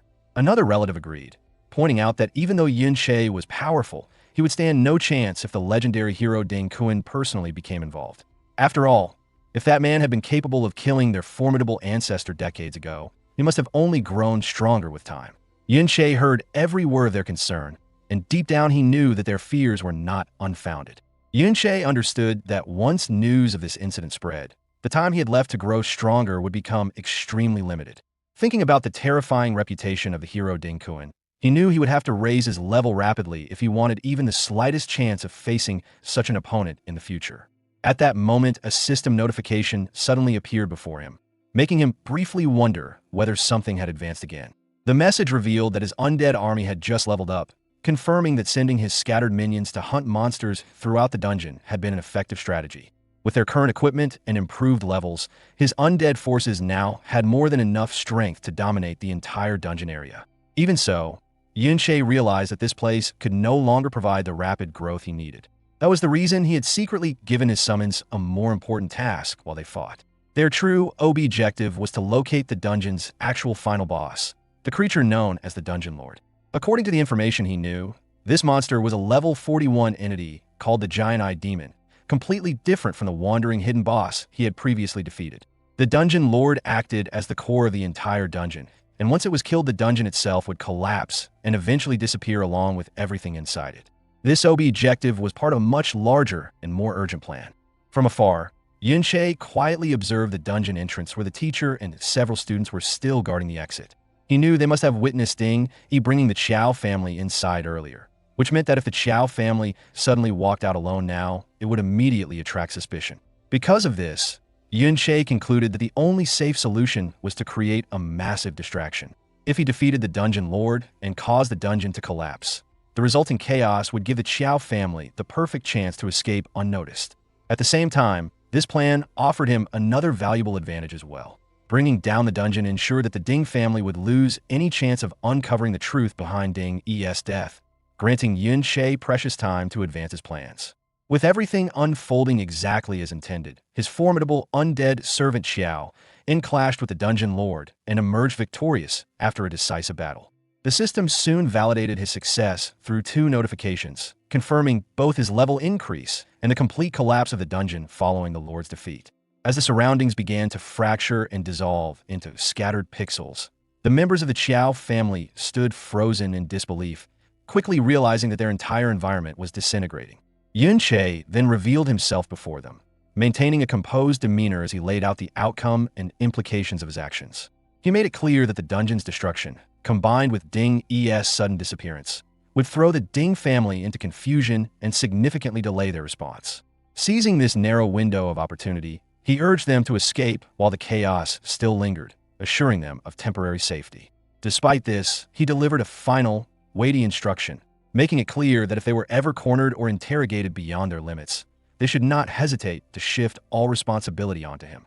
As the world continued to crumble into fragments of light, Yunche began recalling his undead forces, a radiant golden glow forming within his grasp. At that very moment, an unexpected system notification appeared, revealing that his hidden skill, Mirror World, had gained 5,000 experience points. The message further clarified that defeating the Dungeon Lord had granted him a Dungeon Core Spirit, which was automatically converted into elemental energy for the skill. This revelation struck him with clarity, leading to the understanding that eliminating Dungeon Lords was the only viable method to significantly level up Mirror World. Reflecting on the immense power surge from its previous upgrade, he quickly recognized a clear and ruthless path forward, concluding that further enhancing this ultimate ability would allow him to rapidly bridge the overwhelming gap between himself and his ultimate objective, the hero Ding Kuan. The scene shifted to a privately owned dungeon under the control of a wealthy elite, where a mustache guard in full armor patrolled alongside his partner. His attitude far too relaxed as he questioned the need for constant vigilance and mentally dismissed the possibility of any real threat, convinced that no one would dare infiltrate such a place. At that precise moment, a shadow slipped into existence behind him as Yunche emerged without a sound, a brief flash marking his complete entry into the dungeon before vanishing into stillness. The guard paused abruptly, a faint sense of unease brushing against his instincts. Yet he quickly brushed it aside as imagination and resumed his careless stance. Hidden within the darkness, Yunche observed everything with quiet calculation, his strategy already unfolding as he evaluated the guards and concluded that those assigned to these private dungeons were barely a challenge, their levels far too low to pose any real danger. What followed was a relentless sequence of conquests as his campaign unfolded in rapid succession, each dungeon falling one after another while he moved like a fleeting shadow, leaving behind shaken guards who could not even comprehend what had passed them. With every victory, he edged closer to his ultimate objective, the moment when he would finally possess the strength required to kill Ding Kuan, a thought that stirred a deep and dangerous fury within him, his gaze burning with restrained hatred as he forced himself to remain composed until the time was right. Driven by this singular goal, he initiated a calculated hunt for Dungeon Lords, engaging a massive beast-like creature while maintaining strict control over his emotions, then advancing immediately after the system confirmed his level increase and the dungeon's completion. Without slowing, he pressed onward into another battlefield, cutting through lizard-like monsters as he sharpened his focus on calm precision, knowing that even the smallest mistake could cost him everything. His path then led him to confront a towering centaur-like demon, his resolve unshaken as he faced it head-on, and by the end of this relentless progression, clad in newly acquired powerful armor and enveloped in a storm of swirling purple energy, he brought down yet another dungeon, his strength continuing to grow with each hard-earned victory. Yunche's relentless assault on private dungeons had begun to ripple across the entire region, drawing intense public attention as newspapers overflowed with alarming reports about numerous dungeons being mysteriously wiped out, sparking fear and confusion among the masses. With every dungeon lord he defeated, his ultimate ability, Mirror World, absorbed an additional 5,000 experience points, allowing its growth to surge at an astonishing pace. The media, unable to identify the culprit, branded the unknown figure as a dungeon vandal, while authorities escalated the situation into a top-level investigation. Far removed from their former lives, the Qiao family remained hidden within a distant safe house, where news of the chaos reached them. Qiao stared at the reports in stunned disbelief, struggling to comprehend whether Yunche was truly behind it all, while the second granduncle, weighed down by growing concern, quickly grasped the reality of the situation. He realized that such large-scale dungeon clearances would inevitably lead others to trace the events back to their previous incident, and concluded that Yunche was deliberately attracting the Ding family's focus to himself, creating a massive diversion. A surge of emotion overtook him as he understood the extent of Yunche's sacrifice, recognizing that everything was being done to secure their escape and protect their future. The family reflected on their current situation, hidden deep within a secret location several days away from the Ding family's reach, having erased every trace of their existence, and for the first time, a fragile sense of hope began to take root. Qiao remained in awe of Yunche's actions, while another relative felt a wave of relief, convinced that their days of living in fear had finally ended and that they were free from the Ding family's grasp. For a brief and fleeting moment, they allowed themselves to believe in that freedom. That illusion shattered instantly as a violent explosion tore through their refuge, sending tremors through the ground and engulfing the area in chaos. As the dust slowly settled, a menacing figure emerged from the Rebirth remains, his presence radiating cold dominance as he made it clear that escape had never truly been an option. The intruder moved forward into the light, revealing himself as Ding Hao, the level 42 second head of the Ding family, his presence alone sending fear through the gathered family. He looked at them with clear contempt, making it obvious that the Ding family had never been foolish enough to simply chase after a criminal. In his view, their guilt required no proof, as the very act of trying to escape was already a crime worthy of punishment, and his arrival served as a harsh reminder of that fact. With mocking disdain, he made it clear that they had completely underestimated the influence and reach of the hero's family. A heavy armored boot crashed down beside them, shaking the ground and deepening their fear as he branded them nothing more than traitors lost in delusion. He then delivered the final crushing revelation, stating that the person they believed to be beyond reach had already been found. The scene shifted to a massive, heavily guarded complex known as the Hero's Dungeon, where Yun Cha and Yun Een watched from a distance, observing everything carefully. At that same moment, Yun Che, now level 42, stood at the entrance of that very dungeon, his journey bringing him exactly where he needed to be as his focus settled on Ding Kun. Just before stepping forward, a final notification appeared, confirming that his continuous efforts had paid off, as his hidden skill, Mirror World, had finally reached level 3. With his objective achieved, Yun Che stood alongside Yun Cha, both of them observing the heavily guarded dungeon from afar, aware that the private dungeons he had been clearing were only around level 30, making them inefficient for further growth. The real issue now stood in front of him, as every higher-level dungeon was just like this one. The dungeon was under strict state control, heavily guarded by the military with a 2-kilometer perimeter that kept anyone from getting close, making it an immediate and serious obstacle due to the limitations of his Mirror World skill. Yun Che understood that once he entered the parallel space, he would be confined to a range of only 200 meters from his entry point, making it impossible to bypass such a wide security zone without being detected. Glancing at the person he had arranged to meet, he accepted that he would need Yun Cha's assistance to proceed. Yun Cha, wearing a playful yet knowing smirk, quickly grasped his intention, realizing why he had called her here and dismissing the idea with teasing confidence. She made it clear that even with whatever knowledge he had about her, entering the dungeon without proper authorization was not something she could casually accomplish. With a cruel glint in his eyes, Ding Yi summoned a massive crystal axe that glowed with energy, his expression turning increasingly sadistic as he casually wondered how long Xiao Ji would remain standing after having his legs chopped off. Just as he lifted the weapon to strike, Xiao Ji's mother suddenly rushed forward and threw herself in front of her son, desperately begging the third master to spare him and insisting that the boy was only young and reckless. Dropping to her knees, she offered herself in his place and pleaded with Ding Yi to do whatever he wished to her instead.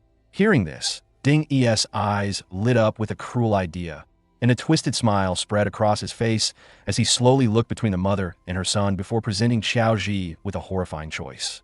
If he still refused to kneel, he would kill his mother right there in front of him. Growing bored with the tense silence that followed, Ding Yi acted as though the decision had already been made and casually swung his axe toward the kneeling woman, claiming there were plenty of other lives he could take anyway. Terrified, Xiao Ji shouted for him to stop, his resistance finally collapsing as he prepared to surrender.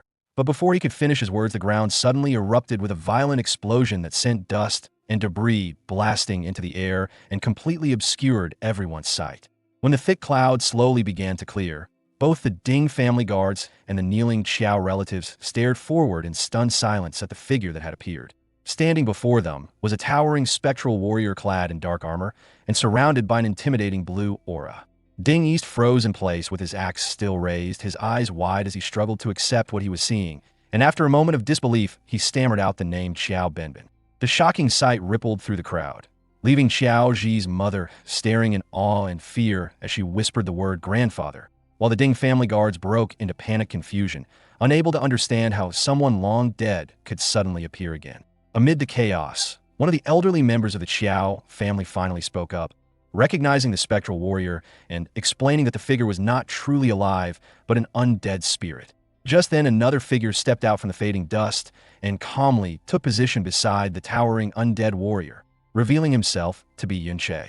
He surveyed the stunned crowd with a cold and accusing expression, reminding them how they had mocked Xiao Binbin only moments earlier. And with a dark smirk, he remarked that it seemed perfectly reasonable for a man wronged like that to climb back from the depths of hell to settle his debts. The imposing spectral warrior remained silent in front of him like an unmoving guardian, its dark armor and blue aura radiating an oppressive presence that left the onlookers frozen. After recovering from the initial shock, Ding Yi quickly dismissed the scene as nothing more than a cheap trick and angrily commanded his guards to attack at once. Several armored fighters rushed forward with weapons raised, but the result stunned everyone present as the undead hero moved with fluid precision, its shield and sword flashing so quickly that it intercepted every incoming strike at the same time. The elders of the Qiao family watched in disbelief, one of them whispering in awe as he questioned whether such incredible skill was even possible, noting the flawless timing of the parries that stopped so many trained warriors simultaneously. Observing from behind, Ding Yi soon realized the figure was one of Yun Qi's summoned creatures similar to the weaker ones he had used during the raid on their residence. And when he noticed that the spirit was only level 33, he let out a scornful laugh, declaring that even if it carried Xiao Binbin's appearance, it was still far too weak. With that, he charged forward himself, raising his flaming axe to destroy it personally. But as his weapon descended, the undead warrior's blade suddenly became coated in a dense and unfamiliar energy. To Ding Yi's shock, the strike was deflected perfectly, the counterforce pushing him several steps backward. Humiliated and furious, he erupted with a blazing red aura and angrily dismissed the maneuver as nothing but a trick, shouting that technique meant nothing against overwhelming strength before launching himself forward again with the charging skill Boulder Bash, intending to smash the undead warrior into pieces. Just as Ding Yi's massive attack was about to land, the undead Xiao Binbin raised his defense once more and summoned the radiant golden light shield. The charging strike smashed straight into the glowing barrier, stopping instantly as the legendary defense held firm, leaving Ding Yi roaring in pure frustration at being blocked yet again. Watching the scene from a short distance away, Yunche folded his arms with a confident smirk and mocked the struggling opponent, explaining that even in death Binbin remained an S-class spirit and that the golden light shield alone was powerful enough to keep him occupied for quite a while. Forced backward by the shield's resistance, Ding Yi quickly realized the ability's weakness and shouted for all his men to attack simultaneously, hoping that a flood of blows would drain the barrier's energy faster. However, their attempt was interrupted when another wave of summons appeared, as skeletal warriors glowing with eerie green light burst from the ground and immediately engaged the Ding family guards, preventing them from assisting their master. Irritated by this new obstacle, Ding Yi adjusted just his strategy and dismissed the skeletons as a minor nuisance before activating his own power, surrounding himself with a set of blazing red armor as the skill Blazing Fury enhanced his strength. Concluding that the real threat was the summoner controlling everything, he roared and launched the ability Accumulated Pressure Punch directly toward Yunche, confident that killing him would cause every summoned creature to disappear. His eyes burning with murderous intent, Ding Yi rushed forward while boasting about the high-level equipment granted to him by his grandfather, certain that Yunche had no chance to resist. Yet just before the attack connected, a flash of purple energy cut across the space, and a single precise strike sliced straight through the incoming blow. Ding Yi froze in shock, unable to understand how Yunche remained completely unharmed. Before Ding Yi could understand what had just happened, Yunche followed up with a barrage of crimson energy strikes, activating a skill known as Tearing Claw that shredded the incoming attack and wiped it out completely. Ding Yi could only watch in stunned disbelief as his powerful technique vanished in an instant. Taking advantage of that brief moment of confusion, Yunche flashed behind him and drove his sword forward in a sudden stab. The unexpected strike made Ding Yi stagger, and Yunche immediately called out to his spectral ally. The undead Xiao Binbin reacted without hesitation, its blades surging with bright blue energy. Timing the move perfectly, Yunche leaped upward and planted his foot on the extended sword like a springboard, using the force to propel himself forward at incredible speed. He shot toward the wounded Ding Yi and unleashed a spinning slash that blasted the third master of the Ding family backward, leaving him bleeding and shouting in fury. Yunche did not give him a moment to recover, his eyes glowing with icy focus as he continued pressing the attack with a rapid storm of purple energy slashes that completely overwhelmed his opponent. Moving with blinding speed, he closed the distance again and delivered a clean strike that severed Ding Yi's arm. The man screamed in agony while clutching the bleeding stump, desperately shouting for a priest to heal him. But in his panic, Yun-Che had already appeared behind him once more. Acting purely on instinct, Ding-E slammed his fist into the ground and released a violent gravity impact shockwave to force his attacker away. Yet Yun-Che simply disappeared and reappeared several steps away without a scratch. Wearing a calm and mocking smile, he asked the shaken third master if something was wrong and sarcastically wondered whether he had finally become afraid. Sweat formed on Ding-E's forehead as he spun around frantically and screamed again for a priest, only to realize why none were answering. His elite guards were being cut down one after another by Yun-Che's summoned skeleton warriors, which now radiated an eerie green aura that made them look even more terrifying. Standing quietly in the middle of his undead army, Yun-Che watched the chaos with a cold and confident expression. With a mocking tone, Yun-Che asked Ding if he truly believed his undead summons were still as weak as they had been during the raid on the Ding residence. A system window revealed the reason behind their sudden strength, displaying a reversed ability that boosted all his summons with a massive 30% increase to both attack and defense, while also surrounding them with a damaging aura that constantly harmed nearby enemies. Yun-Che casually explained that thanks to this legendary level skill, his undead army had become far too powerful for the Ding family guards to handle. Realizing the truth, Ding-E's face turned pale with terror as the hopelessness of the situation finally sank in. With his guards being slaughtered and his own strength proving useless, he cursed under his breath and chose the only option left to him: escape. He immediately turned and tried to flee, but his attempt ended almost instantly when the ground behind him violently split apart. The undead Xiao Binbin slammed his massive sword into the earth, causing the ground to tremble as enormous ghostly blades erupted upward from the cracks. The spectral weapons formed a circular prison of blue energy that completely surrounded Ding-E, trapping him inside a cage he could not break through. Outside the barrier stood Yun-Che, his hair now shining bright white, while a calm, yet overwhelming aura surrounded him. Looking directly at the trapped man, he calmly revealed the name of the technique that had sealed him in place, calling it the Sword Shield Absolute Array, a specialized skill belonging to the Sword Guard class. Yun-Che then added a cold remark, stating that no one below S-class had ever managed to escape from it before casually inviting Ding-E to test his luck if he wished. Driven into desperation, Ding-E raised his remaining gauntlet, which suddenly began glowing with chaotic red energy as he shouted for Yun-Che to stay where he was. Inside his hand was a void bomb, a powerful S-class item passed down by his grandfather.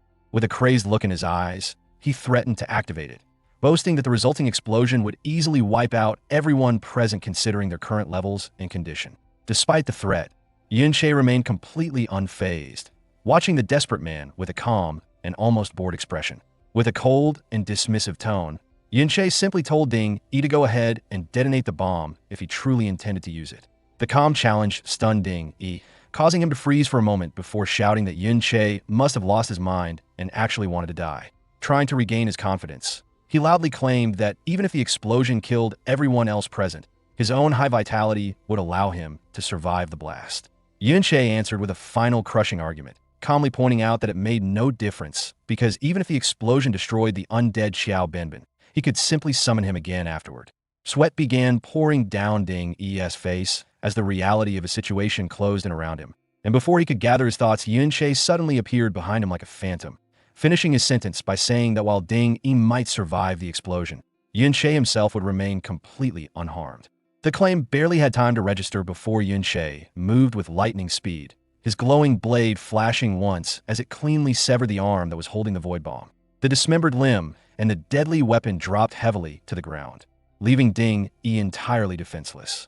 Still radiating a calm, yet overwhelming aura, Yun-Che looked down at his defeated enemy and issued a single icy command for him to kneel. Instantly, the ground around Ding-E's legs cracked apart and shifted as if controlled by an invisible force, pinning him down and forcing his injured body into a kneeling position. Watching the scene unfold, Xiao Ji, despite his injuries and bloodstained face, could not stop a smile of pride and relief from appearing. Not far away, Ding Su could be seen trapped within the ghostly sword barrier as well, sobbing helplessly while the battle reached its conclusion. Yun-Che then approached the fallen third master and stepped firmly onto his back, pressing him into the ground. Standing over the defeated man, Yun-Che looked down at the person who had brought so much suffering to others, his glowing sword still ready in his hand. With an icy calm expression, He asked the broken Ding what value he believed he still had left now that everything was over. After the battle ended, Yin Che began checking the items he had obtained from him and noticed that Ding he had been carrying a large supply of equipment, including hundreds of life potions.